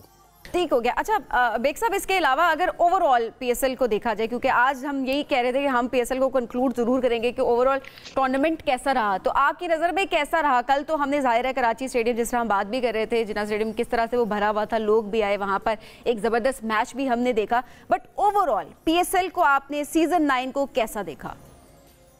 देखें सबीन, ये PSL जो है पाकिस्तान का ब्रांड बन चुका है। 2016 में जब पहली PSL हुई, मैं वहाँ दुबई में मौजूद था, मैंने तो तमाम की तमाम 9 PSL कवर की है, लेकिन उस वक्त किसी के वहमो गुमान में भी ना था कि ये जो है पाकिस्तान का ब्रांड बन जाएगा। उस वक्त IPL को शुरू हुए 8 बरस हुए थे, IPL 2008 में शुरू हुई थी और PSL ने रफ्ता रफ्ता जिस अंदाज से पहला टूर्नामेंट पूरा दुबई में हुआ, फिर उसके बाद पाकिस्तान में मैचेस हुए और अब आप देखें कि 34 मैचेस हुए और बेशतर मैचेस सनसनीखेज हुए। लास्ट बॉल पर फैसला हुआ, कल फाइनल का भी जिस अंदाज से लास्ट बॉल पर फैसला हुआ, तो उससे ये जाहिर होता है कि ये एक ब्रांड जो है, बेशक टॉप के क्रिकेटर आए ना आए, लेकिन क्रिकेट जो है उसकी रंगीनी, क्रिकेट की दिलचस्पी, उसकी सनसनीखेजी अपने नुक्ते उरूज पर होती है PSL में। मैं समझता हूं कि एक्सेलेंट PSL थी नामुसाइद हालात के बावजूद, क्योंकि आपको पता है सैरोगेट स्कैंडल आ गया था जिसकी वजह से बैटिंग कंपनीज की स्पॉन्सरशिप पर पाबंदी लगा दी थी गवर्नमेंट ने, बड़ी फाइनेंशियल प्रॉब्लम्स थी, उसके बावजूद टीमों को स्पॉन्सर ढूंढने में, लेकिन उसके बावजूद जिस तरह से PSL हुई है, मैं समझता हूँ वाकई में। लेकिन हमें यह ना हो कि हम PSL की बेसिस पर पाकिस्तान की टेस्ट टीम में या वनडे टीम में लड़कों को सिलेक्ट करें, हमें देखना होगा। और इस मर्तबा एक चीज जो शोएब और सबीन देखने को मिली कि कोई नया लड़का उभर कर सामने नहीं आया। वही लड़के जो पहले पाकिस्तान को रिप्रेजेंट कर चुके हैं, चाहे वो साइम अयूब हो, चाहे वो मोहम्मद अली हो, वो सारे लड़के आए। उस्मान खान भी पिछले साल भी उन्होंने सेंचुरी बनाई थी, तो कोई नया टैलेंट उभर कर सामने नहीं आया। जिस तरह से 2017 में आ गए थे, 16 में आ गए थे हसन अली, 17 में आ गए थे शादाब खान, फहीम अशरफ, लेकिन ऐसा कोई टैलेंट आया नहीं। ये लम्हा फिक्री है, but overall it was a fantastic tournament और hats off to Pakistan cricket board कि जिसने इतने अच्छे तरीके से इस टूर्नामेंट को ऑर्गेनाइज किया। बेग साहब, टैलेंट की जो आप बात करें कि टैलेंट उभर के नहीं आया, तो ऑब्वियसली नेक्स्ट टाइम इसके लिए भी तो मेहनत करनी होगी कि मौका दिया जाए, क्योंकि हम उम्मन देख रहे होते हैं, आप सोशल मीडिया प्लेटफॉर्म्स पे देखें या आपने इर्द गिर्द भी देखे, तो बड़ा टैलेंट मौजूद होता है। तो क्या उनको किस तरह से चैनलाइज करना है, किस तरह से उनको प्लेटफॉर्म प्रोवाइड करना है अभी तक? एग्जैक्टली, तो क्या अब हम उसके ऊपर काम नहीं कर सकते? कुछ ऐसा हो कि पाकिस्तानी टीम में एक अच्छा टैलेंट मुतारिफ करवाया जाए। देखिए सबीन, काम तो हो रहा है क्योंकि पाकिस्तान क्रिकेट बोर्ड ने ये शर्त रखी है कि इमर्जिंग प्लेयर्स जो है वो जरूर होंगे हर टीम में, तो इमर्जिंग प्लेयर्स को भी रखा गया। लेकिन अब इनको सोचना पड़ेगा, ये फ्रेंचाइजीज को भी सोचना पड़ेगा, क्योंकि जब ड्राफ्टिंग होती है तो ड्राफ्टिंग में फ्रेंचाइजीज में चूंकि पैसे लगाए होते हैं, उनकी कोशिश होती है कि टॉप के क्रिकेटर्स को लिया जाए, लेकिन उन्हें टैलेंट को उन्हें हंट करना पड़ेगा। बगैर टैलेंट हंट के कुछ नहीं होगा। तो ये फ्रेंचाइजीज को भी सोचना होगा और पाकिस्तान क्रिकेट बोर्ड को भी क्लॉज में कुछ इजाफा करना पड़ेगा। खिलाड़ियों को किस तरीके से खिलाया जाए, जैसे 4 फॉरनर प्लेयर थे उनको खिलाया जाता था। पाकिस्तान क्रिकेट बोर्ड अब तो 10 साल के लिए, अगला साल 10वां साल होगा, 10 साल के लिए सारी फ्रेंचाइजीज आई हैं। अब इसके बाद दोबारा से ऑक्शन होगा फ्रेंचाइजीज का। अब कोयटा ग्लैडिएटर्स 2016 में बहुत कम पैसों पर गई थी, लेकिन वो चैंपियन बनी 2019 की। तो अब फ्रेंचाइजीज भी देखिए क्या करती हैं और पाकिस्तान क्रिकेट बोर्ड कितनी मदद करता है, कितने गैर मुल्की प्लेयर्स आते हैं। अगले साल तो मुझे डर है कि इसका IPL से क्लैश होगा, क्योंकि IPL भी उस वक्त होगी और आपको पता है कि इंडियन जो है वो डोमिनेट कर रहे हैं क्रिकेट में, तो टॉप के क्रिकेटर्स। अब आप देखें न्यूजीलैंड की टीम पाकिस्तान आ रही है, उसके आधी से ज्यादा खिलाड़ी जो है वो IPL खेलने जा रहे हैं। Kane Williamson, Daryl Mitchell, Rachin Ravindra, उसके अलावा ट्रेंट बोल्ट, मिचेल सेंटनर, एक लंबी फहरिस्त है। तो ये सोचना पड़ेगा अब इसमें हम क्या इंसेंटिव देते हैं इंटरनेशनल क्रिकेटर्स को, किस तरह वो क्लैश को मैनेज हम कर फैसिलिटेट करते हैं और किस तरह से आप उनको कंफर्टेबल करते हैं कि वो आए भी और जाहिर है यहाँ पर आकर हमारे टूर्नामेंट के लिए। एग्जैक्टली। बेग साहब बहुत शुक्रिया प्रोग्राम में ज्वाइन करने के लिए। ब्रेक की जानिब स्टे विद अस। रमज़ान और हम में कहेंगे आपको खुश आमदीद। और सहरी हो या अफ्तारी, और स्पेशली अफ्तारी में एक चीज़ बहुत ज़्यादा हम डिस्कस कर रहे होते हैं, मैं और सबीन स्पेशली, चूँकि हमारी अफ्तारी यहाँ पर हो रही होती है। तो मैं सबीन से सभी मुझे बाहर का नहीं खाना, मुझे कुछ भी बाहर का नहीं मंगवा के खाना, तली हुई चीज़ें मुझे बिल्कुल नहीं खानी, घर से जो चीज़ आए मुझे वही खानी है। मतलब ये कि यहाँ पर अगर बेशक कढ़ाई बनी हुई हो, कोई खाना, कोई सालन हो, वो यहाँ का नहीं खाना है। घर का अगर समोसा भी आया हुआ है, क्योंकि वो घर का समोसा है, तो वो तो आपने खाना है। वैसे घर से समोसा आया नहीं वैसे कभी आ जाए तो आप आ जाना है। वैसे दही बड़ों की अगर बात करें या वैसे अगर बात करें, अच्छा मैं कहता हूँ वो यहाँ का मेरा मसला है कि दिमाग का मसला है। मान लिया आपने, आज मैंने मान लिया लेकिन मैंने क्लिप देखा फिर एक, उस क्लिप में ये था, ये जो घर का खाना और बाहर के खाने की जंग है ना, इसमें आप ये देखें कि घर का खाना भी ज़्यादा खतरनाक हो सकता है। मैं एकदम चौंक गया, ये क्या बात हो रही है। का मसला सारा तेल का है। अगर तेल में डूबा हुआ खाना वो घर का या बाहर का, भैया काम हो गया ख़राब आपका। तो आज हम इसी मौजू पर गुफ्तगू करेंगे। अयान शाह फिटनेस ट्रेनर साथ मौजूद हैं। अस्सलाम वालेकुम, कैसे हैं आप? वालेकुम सलाम, अल्हम्दुलिल्लाह, आप कैसे हैं? ये क्या माजरा है? घर का खाना भी नुकसानदेह हो सकता है? नहीं, इस पे लोगों ने बड़ा बैश किया, लोगों ने पूरी बात समझी नहीं। बेसिकली हम डीमोनाइज करते हैं चीज़ को। डीमन एक्चुअली जो है वो क्वांटिटी है, वो चीज़ नहीं है। खुदा ने जो भी चीज़ें बनाई हैं वो खाने के लिए हैं, सही बात। लेकिन हमने उनको जो है ना, उनकी क्वांटिटी को कभी पैमाना रखा ही नहीं है। जितना जो है ना, पेट तो नहीं भरते, हम दिल भरते हैं। जब तक आंखें और दिल ना भर जाए तब तक हमने ब्रेक नहीं लगानी। और पेट तो यूं भर जाता है, लेकिन दिल और आंखें भरते भरते जो है ना, वो फिर ऊपर चढ़ने लग जाता है, डिपॉजिट होने लग जाता है। सही है। तो इसलिए मैंने बोला था कि घर का खाना हेल्दी नहीं है। अगर उसमें तेल ज़्यादा है, अगर उसमें चीनी ज़्यादा है, तो वो हेल्दी नहीं है, वो हरगिज़ हेल्दी नहीं है।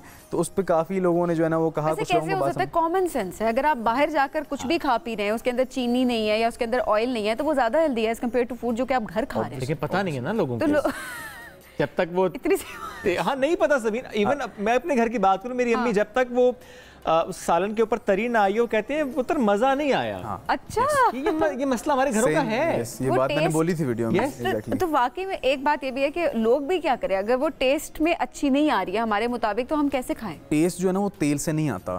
टेस्ट आपके जो मसाले डालते हैं हम, ठीक है, स्पाइसेस, उसके साथ जो है ना हम आप बाकी जो वेजीज डालते हैं उनसे जो टेस्ट बनाते हैं, ठीक है, उससे टेस्ट आता है। तेल से किसने बोला है टेस्ट आता है?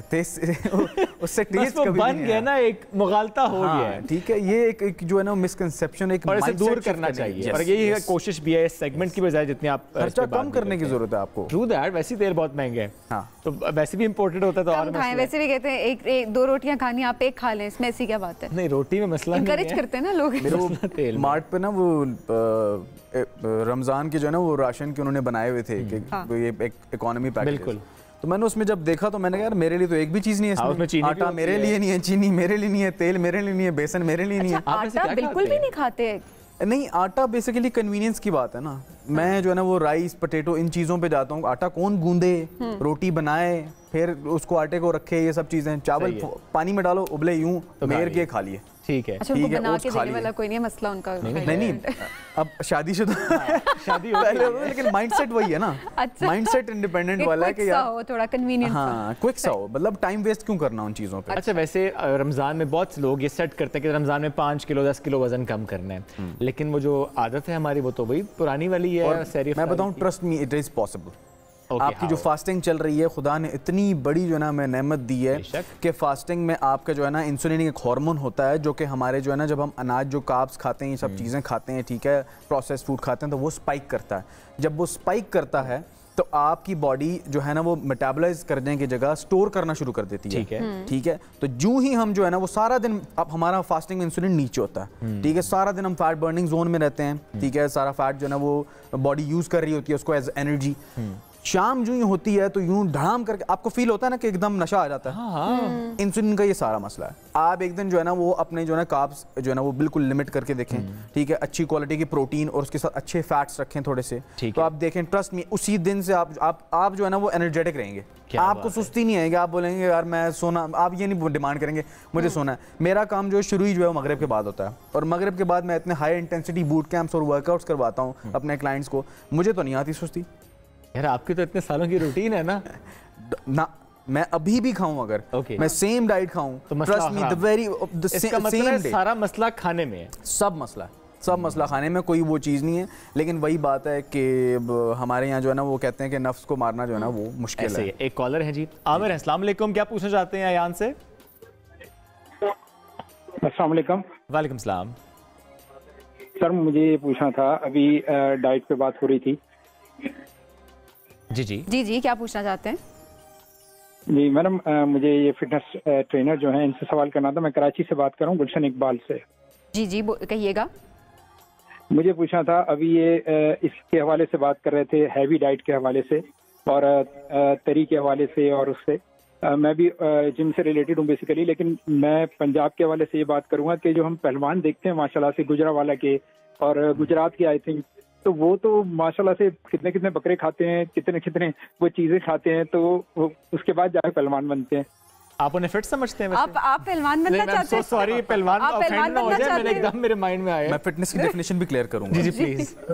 फिट तो मैं बिल्कुल नहीं समझता, लेकिन पहलवानी के हवाले से देखा जाए फिटनेस तो बेसिकली, थैंक गॉड मेरा सांस ऊपर का ऊपर नीचे का नीचे वरना रह गया था। नहीं, अब ठीक है, आपका सवाल पूरा हो कि मैं जवाब? जी जी जी जी। अच्छा, अब जो पहलवानों वाली डाइट है ना, बादाम, ये चीज़ें, दूध, मक्खन, ठीक है, ये चीज़ें वो majorly based on high fat और हाई कार्ब होती है, प्रोटीन उनमें भी कम ही होती है, ठीक है।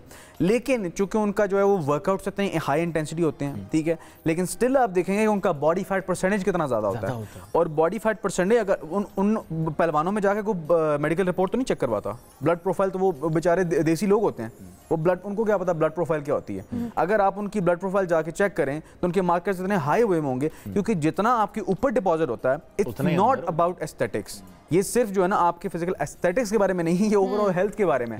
जितना ऊपर डिपॉजिट है उतना आपके जो है वो जिगर, दिल, इन सब चीजों पे भी फैट डिपॉजिट हो रहा है, आपकी आर्टरीज को ब्लॉक कर रहा है, तो वो आप उसको हेल्दी कंसिडर ना करें। मतलब those people are not healthy, they might be strong but those are not healthy. ये बड़ा अच्छा जुमला, they might be strong but they are not healthy. अच्छा, वैसे फिटनेस के हवाले से हम ये देख रहे होते हैं, अच्छा जी, कोई शख्स अगर पतला है तो हम ये कह रहे होते हैं ये तो बड़ा फिट है जी। यस। किसी का वेट अगर ज्यादा है थोड़ा सा, तो हम कह रहे होते हैं इसने तो अपनी सेहत का क्या हाल कर लिया। हम नहीं, हम मोटे बंदे को हेल्दी कहते हैं, ठीक है, और पतले बंदे को फिट कहते हैं, ये थोड़ा हेल्दी हो गया। हालांकि वो अनहेल्दी हो गया, ठीक है, और जो फिट वाला है वो भी अनहेल्दी है। दोनों हेल्दी नहीं है, दोनों फिट नहीं है। फिटनेस क्या होती है, और एक होता है बंदा स्लिम, स्लिम और फिटनेस को कंफ्यूज कर दिया गया है। आपको अगर कोई देखेगा या किसी और को पतले बंदे को देखेगा तो वो बोलेंगे यार ये तो फिट है, इसका पेट वो स्लिम है। लेकिन अगर आप उसको जो है ना 4 फ्लोर चढ़ा के देखें, आप उसे बोलें कोई चीज उठा के दिखाओ जरा, कमर में दर्द निकल आएंगे, ठीक है, यहाँ दर्द निकल रहा है, वहां दर्द निकल रहा है, पट्टे कमजोर हैं, ठीक है, अपने आप को सपोर्ट, अपने जिस्म का ख्याल ही नहीं रख रहे। सही बात। जब जिस्म का ख्याल नहीं रखेंगे तो जिस्म आपका ज्यादा देर तक ख्याल नहीं रखेगा, जिस्म भी आपको खैराबाद कह देगा भाईजान बस ठीक है, जितना तुमने किया मैं भी उतना ही करूंगा। हाँ, गिव एंड टेक वाली बात है जिस्म के साथ। That's true actually. तो ये बात है कि फिटनेस का जो हमारा डेफिनेशन है ना वही गलत है। फिट बंदा वो होता है कि जिसको आप थोड़ा सा दौड़ाएं, सांस ना फूले, वो हाफने ना लग जाए, ठीक है। एक वीडियो देखी थी मैंने, ठीक है, वो इंटरनेशनली कोई थी, अल्लाह माफ़ करे, मतलब I can not even imagine that situation with me. एक कोई बाप था या कोई था, वो गाड़ी से एकदम उसका वो बच्चे का वो जो जिसमें वो डालते हैं, क्या कहते हैं उसे, प्रॉम कहते हैं, क्या कहते हैं, उसमें बच्चा डाला होता है, तो वो यूँ टायर्स के साथ, वो उनके हाथ से निकल गया। वो हाथ से निकला तो उसके पीछे भागने लगे तो वो गिर गए, इतने मोटे थे वो उठ नहीं पा रहे, और गाड़ियां आ रही हैं, ट्रैफिक। एक और बंदे ने आके बचाया उनके बच्चे को। तो खुदा ना खास्ता आप अपनी औलाद को बचा ना पाए तो ऐसी जो है ना वो खाने पीने का और ऐसे मोटापे का क्या फायदा। नहीं, ये बड़ी दुरुस्त बात है वाकई। जब बात फिटनेस की, ये इन्वेस्ट करना है आपने अपने ऊपर, अपने लिए और उस रिश्ते के लिए, उन रिश्तों के लिए जो आप पे डिपेंडेंट है। स्पेशली अक्सर होता है अपने लिए आप सुस्त हो रहे होते हैं, हम कहते हैं जी अपनी फिटनेस का ख्याल रखें जी, हमसे उठाएं, तो वो इर्द गिर्द जो आपके लोग हैं उनसे मोटिवेट हो जाए। मुझे कभी-कभी ना कहते हैं कि यार, समटाइम मेरी बेगम भी कह देती है ना कि यार तुम्हारा दिमाग खराब होगा, तुम जिम लगाई हुई है। मैंने कहा यार देखो, अगर मैं अपने आप को हेल्दी नहीं रखूंगा, मैं आप लोग का कैसे ख्याल रखूंगा। ये बात लॉन्जेविटी नहीं है, ज्यादा देर तक मैं चल नहीं पाऊंगा, मैं खुद बिस्तर पे पड़ा हूं तो बाकियों का क्या हाल रखूंगा, खास ख्याल रखूंगा। अच्छा, तो सबसे पहले जो है वो ये ऑब्सेशन नहीं होता। कुछ लोग कंफ्यूज भी कर देते हैं कि सेल्फ ऑब्सेशन है। अब बेगम का आपने जिक्र किया, एक वीडियो हमने आपकी देखी थी। वैसे तो जो जिम जा रहा हो, बड़ा फिट हो, उसका सख्त लौंडा है, लेकिन वो सख्त लौंडा भी पिघल जाता है।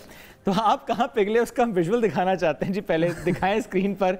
दिसंबर में शादी हुई थी यान मेरी, नवंबर 2023 में शादी हुई थी। और जिस वक्त वो बारात को होता है ना कि आप स्टेज पर होते हैं और दुल्हन आ रही होती है, तो आप चेक करें, ये हमारा सख्त लौंडा वहां पे पिघल गया था। ओए होए होए। ये क्या हुआ था यार? बस यार, लाइफ हैज़ बिन डिफ़िकल्ट, तो जो है ना काफ़ी स्ट्रगल्स और ये चीज़ें करके एक जो है ना वो एक चीज़ जब हासिल हो, ठीक है, तो बंदे का दिल माइल हो जाता है। और मैं तो वैसे ही जो है ना, मैं ऊपर से बड़ा सख्त दिखता हूँ, सब कुछ पता हूँ, लेकिन मेरे सारे फैमिली और सब दोस्तों यारों को पता है कि मेरा दिल बहुत जो है ना वो छोटा है या नरम है, जो मर्जी बोल लें आप, ठीक है। तो मैं वो इसको मैं मैस्कुलिनिटी बोलता भी नहीं हूँ। मतलब एक मर्द के लिए रोना जो है ना कोई बुरी चीज नहीं है, नॉर्मल। मैस्कुलिनिटी कुछ और चीज होती है, सपोर्टिंग योर फैमिली, ठीक है, सपोर्टिंग योर ओन सेल्फ, ठीक है। आप बाकी चीजों को लुक आफ्टर करो, अपने इर्द गिर्द के माहौल को देखो, ये मैस्कुलिनिटी होती है। यहाँ पे अल्फा जो है ना किसी और को कहा जाता है, तो ये चीज़ें नहीं है। तो वो यही बात थी कि यार एक चीज़ जो है ना वो एक मेरी ज़िंदगी की सबसे बड़ी ना कह लें, लेकिन one of the biggest accomplishments यार मैंने अपने जो है ना वो जिसको चाहा उससे जो है ना अल्लाह आप दोनों को हमेशा खुश रखे। और ऐसे में वापस आते हैं अपने मौजू की तरफ, या हमने थोड़ा सा छेड़ा था इनको, तो वापस आते हैं। अभी बूट कैंप्स चल रहे हैं रमज़ान में भी उसी तरीके से? जी अल्हम्दुलिल्लाह बूट कैंप्स चल रहे हैं, पर्सनल ट्रेनिंग्स चल रही हैं, क्लाइंट आर गेटिंग अमेजिंग जो है ना रिजल्ट्स माशाल्लाह से। और जो मेरे क्लाइंट्स अब क्योंकि इस रमज़ान में क्योंकि ज़्यादातर मेरे क्लाइंट्स होती हैं मेरी जो है ना, मैं लोगों को ट्रेन कम करता हूँ, एजुकेट ज़्यादा करता हूँ। अच्छा, ओके, ताकि वो मेरे साथ कम से कम अरसा गुजारें और इसको सारी जिंदगी के लिए। ये बड़ा जरूरी होता है कि आप 1 महीना या 2 महीने आप ट्रेनिंग और उसके बाद आप खुद उसको कंटिन्यू करें। इतने पैसे आप कैसे थे आजकल ट्रेनिंग पे? तो मिसकंसेप्शन भी ये है ना कि ठीक है आई डू चार्ज प्रीमियम, मैं काफ़ी अच्छे पैसे चार्ज करता हूँ, लेकिन मैं साथ बंदे को बोलता हूँ कि मैं मनी मिंटिंग जो है ना कर नहीं रहा आपसे, ठीक है। मेरा गोल ये है कि आपको मैं सही रास्ता बता दूँ, आप खुद चलते हैं, फिर कंटिन्यू करें। That's the right approach actually. ये आप खिदमत कर रहे हैं, पैसे लेके इसलिए कर खिदमत ही रहे हैं। मेरे भी तो खर्चे हैं, क्या करूं? काम है वो। Yes obviously. Ayaan thank you so much for joining us today for this transmission. नाज़रीन ब्रेक की तरफ जाना है, ब्रेक से वापस आएंगे, साथ रहिए। हमारे साथ एक ऐसी मेहमान मौजूद है जिनकी उम्र तो सिर्फ 15 साल है, लेकिन उन्होंने छोटी सी उम्र में बहुत सारी खिदमत सर अंजाम दिया और कई सालों से बच्चों की सेहत हो, तालीम हो, दीगर बुनियादी जो हकूक हैं उनके लिए सरगर्म है और इस मैदान में बहुत कुछ वो करना चाहती हैं। अबीहा बतूल इनका नाम है और सर्च फॉर जस्टिस नामी एक नॉन प्रॉफिट ऑर्गेनाइजेशन है, उसके साथ ये वाबस्ता है और ऑब्वियसली बच्चों के हकूक के लिए सरगर्म है। कोविड-19 में उन्होंने काम शुरू किया था और अब जो है मजीद उसको आगे लेकर चलना चाहते हैं। तो अबीहा इस वक्त मौजूद है, अबीहा से बात करते हैं। अबीहा बहुत शुक्रिया प्रोग्राम में ज्वाइन करने के लिए। अबीहा इतनी छोटी में इतने ज़्यादा काम, बल्कि इतने बड़े बड़े काम कैसे कर लेती हैं? जी ये सारे काम मैं खुद से तो नहीं कर सकती। इसमें जो मेन रोल है वो मेरे पेरेंट्स का, मेरी फैमिली का, मेरे भाई का और मेरे दादा अब्बू का है। क्योंकि ऐसी एक्टिविटीज़ में आपका टाइम चेंज होता रहता है, लाइक कभी सुबह, कभी शाम, कभी रात, तो ऐसे पिक एंड ड्रॉप का भी मसला होता है। तो उसमें फैमिली का काफ़ी ज़्यादा इंपॉर्टेंट रोल होता है। और उसके बाद मेरे स्कूल वालों का सबसे ज़्यादा इंपॉर्टेंट रोल है, क्योंकि ऐसे कामों में स्कूल वालों की पसंद और नापसंद की भी मर्जी जाननी होती है कि वो कैसा फील कर रहे हैं कि उनके स्कूल की बच्ची, क्योंकि जब मैं कहीं जाके अपने आप को रिप्रेजेंट करती हूँ तो मैं अपने स्कूल को रिप्रेजेंट कर रही होती हूँ वहाँ, तो इसलिए इसमें मेरी फैमिली और मेरे स्कूल का ज़्यादा इंपॉर्टेंट रोल है। अच्छा, और यूँ तो ज़ाहिर है बहुत सी डोमेन्स हैं जिस पे आप काम कर रही हैं। कम उम्री की शादी, ज़ाहिर है ये एक बड़ा इशू है पाकिस्तान का। अभी रिसेंटली भी एक खबर ऐसी रिपोर्ट भी हुई थी और गालिबन उसी वजह से आपको जिनेवा में मदऊ भी किया गया UN की इंसानी हकूक़ काउंसिल के इजलास में। थोड़ा जानना चाहता हूँ कि ये ख्याल कैसे आया और उस पर क्या काम आपने किया? जब मैं 6th स्टैंडर्ड में थी तो सर्च फॉर जस्टिस ने हमारे स्कूल में अपना एक चिल्ड्रन प्रोटेक्शन फोरम बनाया था, तब मैं उसकी मेंबर बनी। और जब मैंने दूसरे स्कूल में मूव ऑन किया तो वहाँ भी इनका फॉर्म था, तो मैं तब भी उसकी मेंबर बन गई। तो जब मैंने सर्च फॉर जस्टिस के साथ एज अ वॉलंटियर काम किया तो मुझे ये काम काफ़ी ज़्यादा अच्छा लगा और मुझे काफ़ी अच्छा लगा ये काम करके, क्योंकि मुझे ऐसा लगा कि हम बच्चों को भी पता होना चाहिए कि हमारे राइट्स क्या हैं। और इस काम ने मुझे मोटिवेशन दी कि हम बच्चे भी अपने लिए आवाज़ बुलंद कर सकते हैं, तो मैंने सर्च फॉर जस्टिस को एज अ वॉलंटियर ज्वाइन किया। सही हो गया। अच्छा, अभी आपने कोविड-19 में भी ज़ाहिर है बच्चों के लिए आपने काफ़ी काम किया, वो काम कौन सा था और किस लेवल पे आपने शुरू किया था? जब सडनली मैं जब 6th स्टैंडर्ड में थी तो सडनली कोरोना आ गया था और कोरोना के दौरान सारे स्कूल कॉलेजेस वगैरह बंद होने की वजह से मैंने सर्च फॉर जस्टिस के साथ ऑनलाइन इन टच में रही। और फिर सर्च फॉर जस्टिस ने रिवर रावी के नीचे जो जिप्सी कम्युनिटी है उसके लिए उनके लिए मेडिकल कैंप लगाए, तब भी मैं उनके साथ थी। उसके अलावा उन्होंने हाइजीन किट्स बना के लोगों में डिस्ट्रीब्यूट की, मैं तब भी उनके साथ थी। और इसी तरीके से मैं सर्च फॉर जस्टिस की सारी जो एक्टिविटीज़ होती हैं उनमें उनके साथ होती हूँ, उनकी खासतौर पर उनकी पैनल डिस्कशन में मैं उनके साथ होती हूँ। और मेरा हमेशा टॉपिक ऑनलाइन सेफ्टी रहा है, क्योंकि मुझे ऐसा लगता है कि बच्चों को बाकी चीज़ों के साथ साथ अपने आप को प्रोटेक्ट करना होना पता चाहिए, क्योंकि आजकल के जो बच्चे हैं वो ज़्यादा ऑनलाइन रहना पसंद करते हैं, तो उन्हें पता होना चाहिए कि उनको ऑनलाइन रहने से क्या डिसएडवांटेजेस और क्या एडवांटेजेस हैं। अच्छा, अब यह हर चीज़ की कॉस्ट होती है। अब जो काम आप कर रही हैं सोशल वर्क, ज़ाहिर है इतनी छोटी सी उम्र में, और ये वो उम्र है जब में सारा फोकस होता है जी पढ़ाई कि ये बनना है। अब ऐसे में जो इतना काम आप कर रही हैं, फिर आपका कहीं ट्रैवल भी हो, तो उसमें क्या चीज़ मुतासिर होती है? मुतासिर देखिए, जब हम किसी एनजीओ के साथ काम कर रहे होते हैं तो मुतासिर हमारी एजुकेशन, सबसे पहले हमारी एजुकेशन मुतासिर होती है। तो हमें मुझे ऐसा लगता है कि जब हम कहीं ट्रैवल करें तो हम अपनी एजुकेशन पे सबसे ज़्यादा जोर दें, क्योंकि हर बच्चे का हक है कि उसे एजुकेशन मिले, क्योंकि education is the right of every child. So आपकी जब भी आप कोई काम करते हैं, मतलब मेरी उम्र में अगर आप कोई काम कर रहे हैं तो आपकी जो सबसे ज़्यादा चीज़ मुतासिर होगी वो एजुकेशन ही होगी। उसके अलावा आपकी कोई ज़्यादा से ज़्यादा कोई चीज़ तो मुतासिर हो नहीं। तो एजुकेशन इज़ मोस्ट इम्पोर्टेंट। तो कैसे बैलेंस कैसे करती हैं अभी? हाँ, बैलेंस हो जाता है, क्योंकि अभी तो खैर अभी जो मेरा मेनली फोकस है वो मेरी स्टडीज पे है, क्योंकि कल मेरा फर्स्ट बोर्ड एग्जाम है। All the best. बस मेरा थैंक यू। तो मेरा अभी तो मेनली फोकस उसकी तरफ ही है। और जैसे हम इसको यूं कह लेते हैं कि नॉर्मली आजकल हम अगर बच्चों को देखें सबीन, तो पढ़ाई के साथ जो बाकी टाइम उनका स्पेंड होता है वो हो रहा होता है गैजेट्स पे, सोशल मीडिया पर। तो लगता ये है कि अभी है ना वो सारा टाइम जो कि वो ज़ाया कर सकती थी, उन्होंने कहा नहीं, मैं इसे यूटिलाइज करती हूँ, इस डोमेन में उन्होंने वो किया। तो अभी आगे चलकर क्या करना चाहती हैं? ख्वाब क्या है? मेरा आगे जाके ख्वाब ये है कि जो इंफॉर्मेशन मेरे पास है चाइल्ड राइट्स को लेके, चाहे वो चाइल्ड मैरिजेस पे है, चाहे ऑनलाइन सेफ्टी पे है, चाइल्ड डोमेस्टिक लेबर पे है, वो इंफॉर्मेशन जो है वो मैं बाकी बच्चों तक पहुंचाऊं ताकि वो बच्चे भी महफूज रहें। और दूसरा, मैं वुमेन एम्पावरमेंट पे भी काम करना चाहती हूँ, उनके ऊपर भी आवाज़ बुलंद करना चाहती हूँ, क्योंकि मुझे ऐसा लगता है कि अगर औरतें काम करेंगी, लड़कियाँ काम करेंगी तो पाकिस्तान रोशन होगा। और ज़ाहिर है आप खुद भी कर रही हैं, आप खुद भी एक अभी आप लड़की है, औरत ऑब्वियसली, तो उस लिहाज से आप जो इम्पैक्ट क्रिएट करी हैं, तो सोचें आप जैसी और बच्चियां जब आगे बढ़ेंगी तो कैसे वो इम्पैक्ट क्रिएट कर सकती हैं। अच्छा भैया, ऐसे में जो आपके ज़ाहिर है आपके फ्रेंड्स हैं, आपके क्लास फेलोज़ हैं, आप उनको कैसे मोटिवेट करती हैं कि वो भी अपनी कम्युनिटी के लिए कुछ करें, इसी तरह से वॉलंटियर करें, आगे बढ़ें और सिर्फ पैसे की दौड़ में ना रहें, बल्कि ये कि कुछ कर दिखाने, कॉज के साथ जुड़ जाएँ?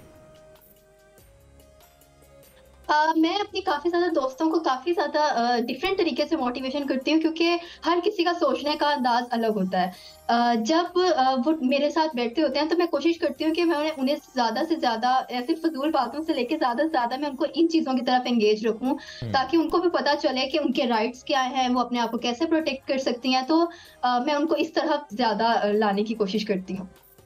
बिल्कुल ठीक है। अभी बहुत शुक्रिया, साथ मौजूद थी, और जिस तरह से आप काम कर रही हैं, वो 6 बरस की उम्र से आपने क्यों ना उसका आगाज़ किया हो। और मुझे शोएब इसमें एक चीज़ बहुत अच्छी लगती है कि पेरेंट्स का बड़ा रोल होता है इसके अंदर, कि आप अपने बच्चों को वो मार्जिन दें कि अगर वो कुछ करना चाहते हैं तो आप उनको मोटिवेट करें, सपोर्ट करें। सिर्फ ये ना कि सिर्फ तुमने पढ़ना है, पढ़ाई बहुत ज़रूरी है, लेकिन उसके साथ साथ उनकी सोशल रिस्पॉन्सिबिलिटीज़ का उनको बताना बड़ा ज़रूरी है, और उसके साथ किस तरह से वो रिस्पॉन्सिबल सिटीजन बन सकते हैं। और हर बच्चा डिफरेंट है सबीन, कोई किसी खास एज में ज़्यादा एक्टिव नज़र भी आता है, कोई ज़्यादा अच्छा काम कर रहा होता है, कोई बहुत वोकल होता है, कोई बहुत एक्टिव होता है, किसी को पता है कि मैं कैसे कॉन्फिडेंटली किसी खास चीज़ पे बात कर सकता हूँ या कर सकती हूँ, तो वो करके उसने दिखाया है। तो ज़ाहिर है इसमें एब्सोल्युटली राइट, पेरेंट्स का बड़ा अहम रोल होता है, स्कूल का बड़ा अहम रोल होता है, आपके माहौल का बड़ा अहम रोल होता है। नाज़रीन, ब्रेक की तरफ जाएंगे, इस ट्रांसमिशन ब्रेक से वापस आएंगे, साथ रहिए।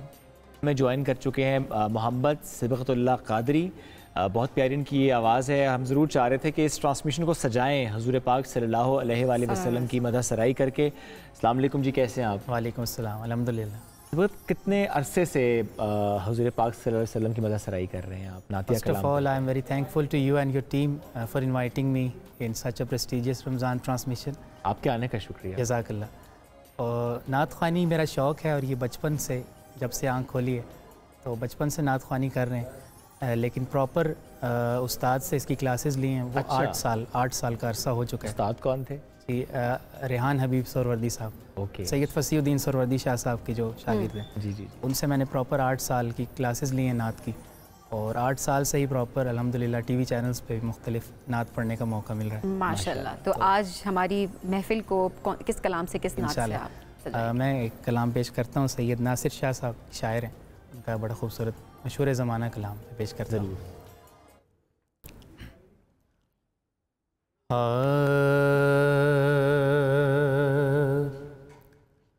ज़मीं मैली नहीं होती, ज़मन मैला नहीं होता। ज़मीं मैली नहीं होती, ज़मन मैला नहीं होता। ज़मीं मैली नहीं होती, ज़मन मैला नहीं होता। मुहम्मद के ग़ुलामों का कफ़न मैला नहीं होता। मुहम्मद के ग़ुलामों का कफ़न मैला नहीं होता। मोहब्बत कमली वाले से वो जज्बा है, सुनो लोगो। मोहब्बत कमली वाले से वो जज्बा है, सुनो लोगो। ये जिस मन में समा जाए, वो मन मैला नहीं होता। मुहम्मद के ग़ुलामों का कफ़न मैला नहीं होता। जो नामे मुस्तफ़ा चूमे, नहीं दुखती कभी आँखें। जो नामे मुस्तफ़ा चूमे, नहीं दुखती कभी आँखें। पहन ले प्यार जो उनका, बदन मैला नहीं होता। पहन ले प्यार जो उनका, बदन मैला नहीं होता। मैं नाज़ा तो नहीं फ़न पर, मगर नासिर ये दावा है।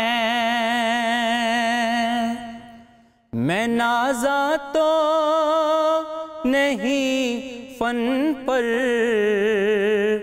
मगर नासिर ये दावा है। सनाए मुस्तफ़ा करने से फ़न मैला नहीं होता। सनाए मुस्तफ़ा करने से फ़न मैला नहीं होता। मुहम्मद के ग़ुलामों का कफ़न मैला नहीं होता। मोहम्मद के ग़ुलामों का कफ़न मैला नहीं होता। जज़ाकल्लाह, बहुत बहुत खूबसूरत कलाम। ज़रा ये कुछ घड़ियाँ भी ऐसी होती हैं कि दिल भी करता है कि ऐसे इसी माहौल में आप रहें। तो एक और कलाम की फरमाइश थी, किस कलाम का इंतखाब है? मैं पीर सैयद नसीरुद्दीन नसीर शाह साहब। अरे वाह, माशाअल्लाह, पेश करता हूँ। प्लीज़।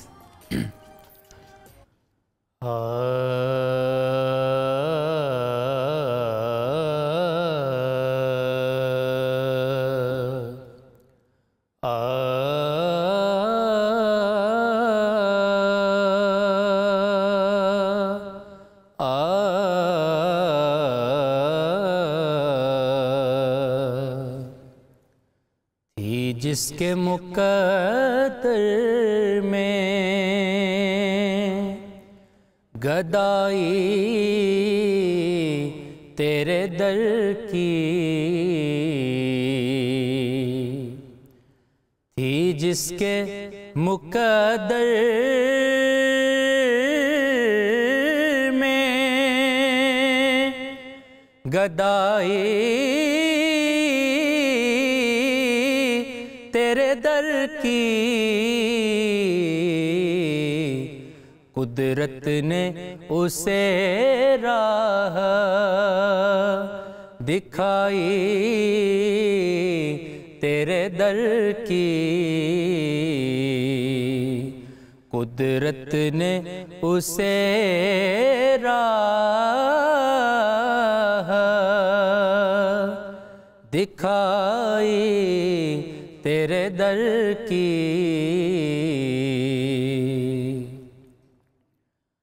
ये अर्ज़ो समावात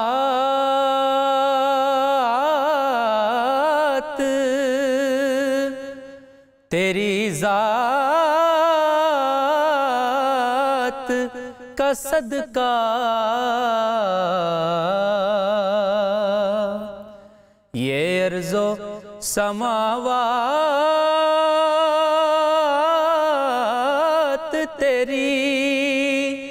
तेरी ज़ात का सदका, मोहताज है ये सारी खुदाई तेरे दर की, मोहताज है ये सारी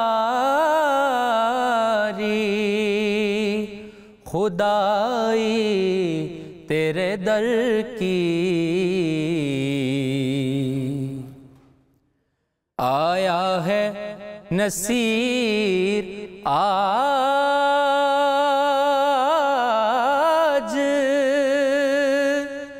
तमन्ना यही लेकर,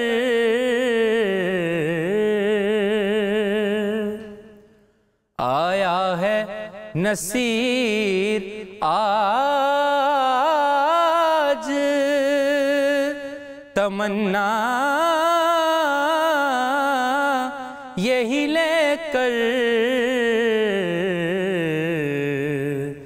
के पलकों से किए जाए सफाई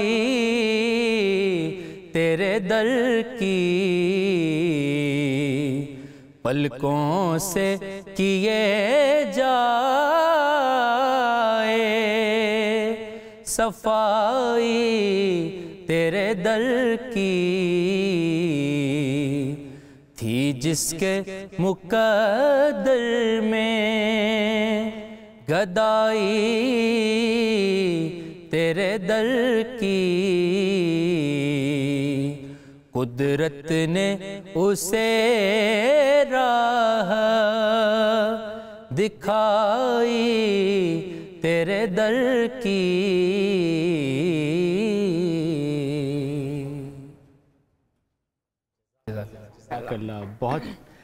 बहुत ही खूबसूरत कलाम जिसका आपने ज़ाहिर इंतखाब किया। और साथ में मैं ये भी देख रही थी कि कितना मुश्किल होता है कि कैसे आपने अपनी सांस को कहाँ पे कंट्रोल करना और कैसे आपने अदायगी उन अल्फाज की करनी है। तो ज़ाहिर प्रैक्टिस भी साथ आपने बताया इससे पहले भी कि 8 साल से आपने तरबियत हासिल की और उसके बाद आप यहाँ पर हैं और अभी साथ पढ़ाई भी कर रहे हैं। तालीम का सिलसिला भी जारी है, पढ़ाई चल रही है। इसके साथ साथ मैं BS इंग्लिश का स्टूडेंट हूँ नमल यूनिवर्सिटी से। माशाल्लाह। तो मतलब रमज़ान के अंदर स्टडीज़ को भी मैनेज करना, और ये रमज़ान माशाल्लाह पिछले रमज़ान से बहुत ज़्यादा बिजी गुजर रहा है ट्रांसमिशंस के हवाले से अगर बात की जाए। अच्छा।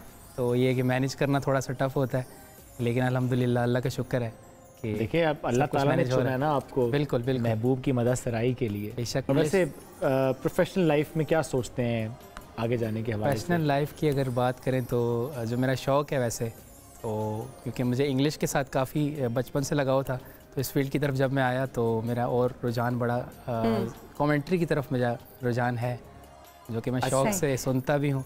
मेरा मैच पे कम फोकस होता है, कमेंट्री पे ज़्यादा होता है। सही है। तो ये है कि उससे काफ़ी लर्निंग भी की है और कोशिश करता हूँ कि फ्यूचर में उसको इंशाल्लाह कामयाब करें। प्लस ज़ाहिर इतनी जो सलाहियत आपके अंदर मौजूद है जिसको आप बहुत ही खूबसूरत अंदाज से बुरेकार ला रहे हैं। और नात तो मैं समझता हूँ कि मैं लकी हूँ, बेशक अल्लाह ताला चुने हुए प्यारे हबीब के जिक्र के लिए कुछ खास लोगों को बख्शिश का जरिया बनेगी जी, अल्लाह ताला का जरिया चुना है, तो ये मेरी खुशनसीबी आपकी भी और हमारी भी। और इस तवज्जुह से जो सुन रहे हैं इस ट्रांसमिशन को, स्पेशली जब नाते कलाम की हम बात कर रहे हैं, इस वक्त बहुत शुक्रिया, आप साथ मौजूद थे।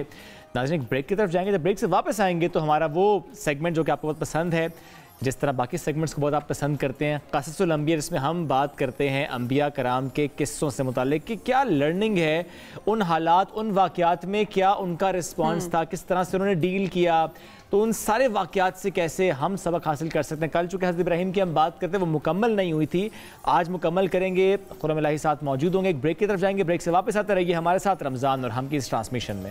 रमज़ान और हम में एक बार फिर कहेंगे खुशामदीद। हमारा सेगमेंट क़ससुल अंबिया, जिसमें कल हम बात कर रहे थे हज़रत इब्राहीम अलैहिस्सलाम की। हमने कहा था कि हम एक और नशिस्त में इसको कंप्लीट करेंगे। कल हमने बात की हज़रत इब्राहीम अलैहिस्सलाम और आग का किस्सा, और फिर कैसे एक मच्छर ने नमरूद को हलाक किया। और आज हम इस नशिस्त में बात करेंगे बाप और बेटे की, हज़रत इब्राहीम अलैहिस्सलाम और इस्माईल अलैहिस्सलाम। ये सफ़र, इसका आगाज़ कैसे हुआ, तो इस सारी कहानी जानेंगे। डॉक्टर खुर्रम इलाही स्कॉलर साथ मौजूद। और सब कैसे हैं आप? मैं खैरियत से हूँ। रमज़ान अच्छा गुजर रहा है? बहुत अच्छा गुजर। हमने बहुत डिस्टर्ब तो नहीं किया वो रूटीन आपकी? नहीं बिल्कुल नहीं, क्योंकि डेली की रिसर्च जाहिर है और बहुत सारी चीज़ें होती हैं जो कि आपको लेके चलना होता है। और खुर्रम भाई, ये भी होता है जब हम सेगमेंट करते हैं, फिर हम डिजिटल पे अपलोड करते हैं, बहुत से सवाल भी आते हैं, कमेंट्स भी आते हैं। और ये कितनी अच्छी बात होती है कि लोग इंटरेक्ट करते हैं, लोग पूछते हैं, और ये हम सब के लिए, नॉलेज के लिए कितना इंपॉर्टेंट होता है, मुझसे डिस्कस करें।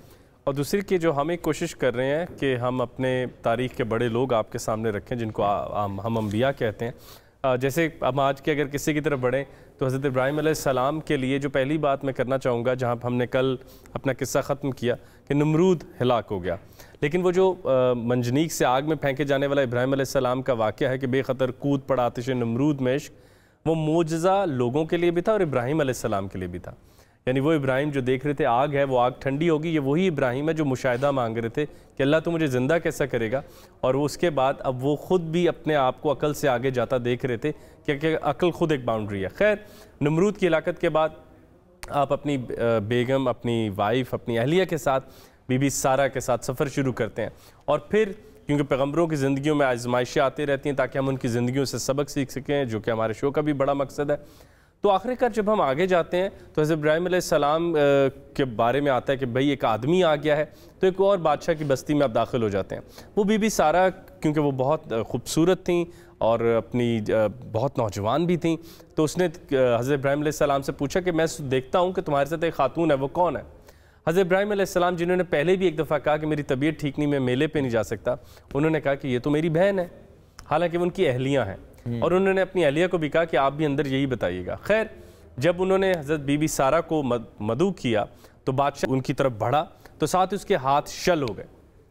तो बीबी सारा ने वहाँ पर उसको कहा कि तुम माफ़ी मांग लो। उसने माफ़ी मांगी, उन्होंने कहा मैं तुम्हारे लिए मग़फ़िरत की, मैं तुम्हारे लिए माफ़ी अल्लाह से कहूँगी कबूल कर लें, लेकिन तुम आइंदा ऐसे मत करना। जैसे ही बात ठीक हुई, उसके हाथ दोबारा ठीक हुए, वो दोबारा आपकी तरफ बढ़ा तो दोबारा हाथ शल हो गए। उसके बाद वो समझ गया कि पहली दफ़ा तो चलो शायद ये हो गया हो, लेकिन ये वाकई कोई नेक लोग हैं, अल्लाह के चुने हुए लोग हैं। उसने साथ ही माफ़ी मांगी और बीबी सारा ने उसके लिए दुआ की कि अल्लाह इसके ऊपर रहम करे। उस बादशाह ने अपनी एक बेटी हज़रत सारा को कहा कि आप साथ रख लें और इसको नौकरानी कर लें। मेरी ये बेटी किसी बादशाह के साथ शहज़ादी बन के तो रह सकती है, क्वीन बन के तो रह सकती है, लेकिन इससे बेहतर है किसी नेक आदमी की खादमा बन के रह ले। उनका नाम बीबी हाजरा है। तो बीबी हाजरा जो हैं आखिरकार साथ आती हैं, बीबी सारा उनको लेके आती हैं और हज़रत इब्राहीम अलैहिस्सलाम का एक निकाह बीबी हाजरा से होता है। अब हज़रत इब्राहीम अलैहिस्सलाम की दो ज़ौजाएँ हैं, यानी कि एक हज़रत सारा और एक हज़रत हाजरा। हज़रत सारा से बाद में पैदाइश होगी हज़रत इसाक अलैहिस्सलाम की, जो तमाम बनी इसराइल के पैगम्बरों के जद्द अमजद होंगे। और बीबी हाजरा जो हैं उनसे पैदा होते हैं पहले बड़े बेटे हज़रत इस्माइल अलैहिस्सलाम। जब वो पैदा होते हैं तो अल्लाह ताला की तरफ से हुक्म होता है कि आप इनको लेके यहाँ से दूर चले जाएँ, और वो जो जगह मेरे घर के पास है कि जहाँ पे हज़रत आदम अलैहिस्सलाम ने, और आप जानते हैं कि जो काबा है वो हमेशा से सैक्रेड जगह रही है, वो वहाँ पे जब लेकर जाते हैं तो उनको कहते हैं कि आप यहाँ से जाइए और वहाँ पर जाकर जाएं जहाँ कोई खेती नहीं, और कुरान में ऐसी जिक्र आया। तो हज़रत इब्राहीम अलैहिस्सलाम बड़े ही मुश्किल दिल के साथ, उदासी के साथ जाते हैं और अपने बेटे और अपनी वाइफ को वहाँ छोड़ आते हैं और अल्लाह ताला से कहते हैं अल्लाह कुछ लोग भेज, इनके ऊपर रहम कर, मैं तेरे हुक्म के मुताबिक इनको वहाँ छोड़ने जा रहा हूँ। यहाँ जो बहुत एक अहम सवाल सबके जहन में आएगा वो ये है कि अल्लाह ताला कैसे क्यों कहेंगे एक शीरखार बच्चा और एक औरत वहाँ पर हो जाए। अल्लाह ताला उस बस्ती को बात करना चाहते थे जिसको आज आप सब मक्का कहते हैं। सो हर नई तामीर को लाजिम है तकरीब तमाम है, इसी से मुश्किलात ज़िंदगानी की कशूद। हर नई चीज़ को तामीर करने के लिए एक बड़ी मुश्किल उठानी पड़ती है, वरना कोई शहर तहजीब बन ही नहीं सकते। दुरुस्त। तो वो वहाँ जाते हैं, तो अपने बेटे को और अपनी वाइफ को छोड़ के आ जाती हैं, और अब बीबी हाजरा वहाँ अपने बेटे इस्माइल अलैहिस्सलाम को रख के कभी एक पहाड़ी पर जा रही हैं, कभी दूसरी पर जा रही हैं, उनके लिए पानी ढूंढ रही हैं, और वो पहाड़ियाँ सफ़ा और मरवा की, और वो अरकान हम तमाम मुसलमान एक ख़ातून की सुन्नत पूरी करते हैं। ये कितनी बड़ी बात है जो इस दौर में हम भूल गए हैं कि एक ख़ातून की गई हुई सुन्नत मेरे हज के रुकन में शामिल है, और उसको मुकम्मल करके मेरा हज मुकम्मल होता है। खैर, जब आप ये मेहनत करती हैं तो अल्लाह ताला आपकी सही को देख के हज़रत जिब्रील अलैहिस्सलाम को भेजते हैं, और वहाँ से पानी फूटता है, और वो वही ज़मज़म का पानी है। वहाँ पर आप जल्दी से पत्थर लगा के उस पानी को इकट्ठा करती हैं, और कुछ ही अरसे बाद जहाँ पर पानी सहरा में, जिसको हम ओएसिस कहते हैं, वो इकट्ठा होना शुरू हो जाए तो वहाँ पर आबादी बननी शुरू हो जाती है, और आहिस्ता आहिस्ता लोग वहाँ रहना शुरू कर देते हैं। क्यों? क्योंकि अल्लाह ने अपने घर के लिए एक मखसूस खूबसूरत जगह चुनी थी जहाँ पर काबा बनना था, जो अभी आगे जाके हम बात भी करेंगे। ये एक वाक़या जो हज़रत इब्राहीम और इस्माइल का हुआ। जैसे ही आप भागने दौड़ने लगे तो हज़रत इब्राहीम अलैहिस्सलाम फ्रीक्वेंटली विज़िट करते रहते थे अपनी फैमिली को। वो आते हैं तो उनको बार बार ख्वाब में आता है कि आप इस्माइल अलैहिस्सलाम आप कुछ ज़िबा कीजिए, तो आप कुछ बकरियां ज़िबा करते हैं, फिर आता है कुछ ज़िबा कीजिए, आप बैल ज़िबा करते हैं, फिर आते हैं कुछ ज़िबा कीजिए, हम ऊँट ज़िबा करते हैं। आखिरकार आपको बिशारत होती है कि अल्लाह ताला आपसे आपका बेटा मांग रहा है। आप इस्माइल अलैहिस्सलाम को, जो आपके बड़े बेटे हैं, उनको अल्लाह की राह में वापस कर दिए। मुझे यहाँ पे एक राइटर हैं खलील जिब्रान, उनकी बात याद आती है कि देखो, कुर्बानी तो उस चीज़ की होती है जो अल्लाह को वापस कर दी जाए और एक ही दफ़ा मिली हो। ये गाय बकरी ये तो दोबारा ख़रीद सकते हो, असल कुर्बानी ये है अल्लाह तुमसे तुम्हारा वक्त मांगे तुम दे दो, तो अल्लाह तुमसे तुम्हारी जवानी मांगे जो एक दफ़ा की है तुम दे दो। हम तो उन चीज़ों की कुर्बानियाँ सदकात कर रहे होते हैं जिनको फिर मेहनत करके ले लेंगे। और वो बेटा इस्माइल एक दफ़ा आना था, और अल्लाह ताला वही आपकी नीयत देखना चाह रहे थे कि क्या मैं अपनी सबसे इसकी महबूब चीज़ इससे मांगूँ तो ये दे देगा। ऐसी ही सुन्नतें हम आगे जाके हज़रत अय्यूब अलैहिस्सलाम की देखेंगे, जिनसे कहा गया ये बहुत शुक्र अदा करते हैं अल्लाह का। तो शैतान ने कहा क्यों ना करें, इतने बेटे इतनी बेटियाँ, अल्लाह का पैगम्बर, हर वक्त सेहत, ये क्यों ना करे। तो जैसे जैसे अल्लाह ने एक एक चीज़ वापस ली तो इस हज़रत अय्यूब अलैहिस्सलाम का शुक्र बढ़ता चला गया। खैर, ऐसे ही इस वाक़े में हम जानते हैं कि हज़रत इस्माइल अलैहिस्सलाम ने ख़ुद अब्बा से कहा कि आप मुझे बांध दीजिए ताकि आपके लिए आसानी हो। और बाप और बेटे का वो खूबसूरत मुकालमा जो किसी बड़े कॉज के लिए होता है, it actually gives me goose bumps कि बाप और बेटा ऐसी गुफ्तगू भी कर सकते हैं। और जैसे सबीन कहती हैं कि हम आज का दौर में हम इसको रेलेवेंट करें, हमारी आज की कॉन्वर्सेशंस क्या है, सिर्फ दौलत, दुनिया, माल, ये ख्वाहिश, वो ख्वाहिश, फ़कत ख्वाहिशात। तो मुझे ये चाहिए, मुझे वो, तो वो देने की बातें हो रही हैं कि आप जल्दी दीजिए, मुझे बांध लीजिए। खैर, वो वहाँ पे जब छुरी फेरते हैं तो वहाँ पर एक दुम्बा आ जाता है, क्योंकि आपने सिर्फ उन दोनों की नीयत देखनी थी कि क्या ये वाकई चुने हुए लोग वो बाहर उठा सकते हैं कि जो आगे जाकर रसूल करीम सल्लल्लाहु अलैहि वसल्लम ने आप सल्लल्लाहु अलैहि वसल्लम ने इन्हीं की जद से आना था। इसके बाद अल्लाह ताला जानते हैं, क्योंकि आप दोनों मुकर्रब हैं और प्योरीफाई हो चुके हैं कई टेस्ट से, तो अब आपको कहा गया कि अब आप तैयारी कीजिए, अल्लाह का एक घर बनाइए, और ये घर उन हाथों से बने जो हर शय अल्लाह के लिए वापस कर सकता हो। ये हर शय इन्हीं हाथों से उठा के अल्लाह के घर को बनाएं, जहाँ पर रुकू व सजूद हो सकें एक अल्लाह के, जहाँ पर कोई बुत मौजूद ना हो, कोई ऐसा सिंबल मौजूद ना हो जो अल्लाह और इंसान के दरमियान हायल हो जाए। क्यों खालिक व मखलूक में हायल हैं पर्दे, पीराने कलीसा को कलीसा से उठा दो, जो इकबाल ने कहा था। बस अब जिसने भी अल्लाह को हासिल करना हो वो अपनी नानू अकरब पर भी हासिल कर सकता है, वो अपने दिल में झांक के भी हासिल कर सकता है। और हफ्ते तो अड्डे अंदर वसे विच कुरान इशारे, और फिर वो सफ़र करे और वहाँ पर जाके काबे के इर्द गिर्द तवाफ़ करें और याद अल्लाह को ताज़ा करें और पूरी इंसानियत फिर वहाँ पर आ सके। यानी कि आप देखें कि वो कबायली बातें जो पहले हो रही थी कि वो हूद को भेजा गया उस कबीले पे, समूद को के लिए भेजा गया साले को उस कबीले पे, वो सब बातें डिस्टॉर्ट हो जाएं। तो जो जहाँ से भी आना चाहे आ जाए, जिस रंग में आना चाहे आ जाए, जिस तरह पुकारना चाहे आ जाए, और एक अल्लाह की वादानियत का जिक्र करते हुए एक नई unity in the Mankind create की गई। It was the real uniting the Nations, कि वो सब आएँ और वहाँ पर इकट्ठे हो जाएं। दूसरी जो बात कर लें वो आपके दूसरे बेटे हैं, जो हम आज, क्योंकि हम कल आगे बढ़ेंगे एक और पैगंबर की तरफ, तो वहाँ पर वो हैं हज़रत इसहाक़ अलैहिस्सलाम जो बीबी सारा से पैदा हुए। आप भी तमाम बनी इसराइल के पैगंबर आपकी औलाद हैं। अब आप देखिए कि हज़रत इस्माइल अलैहिस्सलाम की वजह से आबाद होता है अरब, उनकी वजह से आबाद होता है वो एरिया जो फ़लस्तीन का है, और वहाँ पे तमाम बनी इसराइल के पैगंबर आते हैं। आप भी बहुत जलीलुल क़द्र पैगंबर थे, अपने वालिद का पैगाम लेके आगे बढ़ते रहे। और हज़रत इस्माइल और हज़रत इसहाक़ अलैहिस्सलाम वो दो भाई हैं जिनकी वजह से आज खुदावंद करीम का जो इतने ज़्यादा जो आबादी हम देखते हैं इन दोनों की वजह से ही हैं। हज़रत इस्माइल अलैहिस्सलाम की वजह से ये जो अरब वाली साइड है, और हज़रत इसहाक़ अलैहिस्सलाम की वजह से जो ये जिनको हम ज्यूश ट्राइब्स कहते हैं, ये हज़रत इसहाक़ अलैहिस्सलाम की औलाद है। और हमें बहुत शुक्रिया साथ मौजूद थे। और वैसे गुफ्तगू भी ऐसे कि जिसमें आप खो जाते हैं, और चूँकि वक्त बड़ा मुख्तसर होता है तो हम कोशिश करते हैं कि बस कुछ वाक़यात, कुछ अहम सी बातें कर पाएँ, चूँकि ज़रा वक्त मुख्तसर है।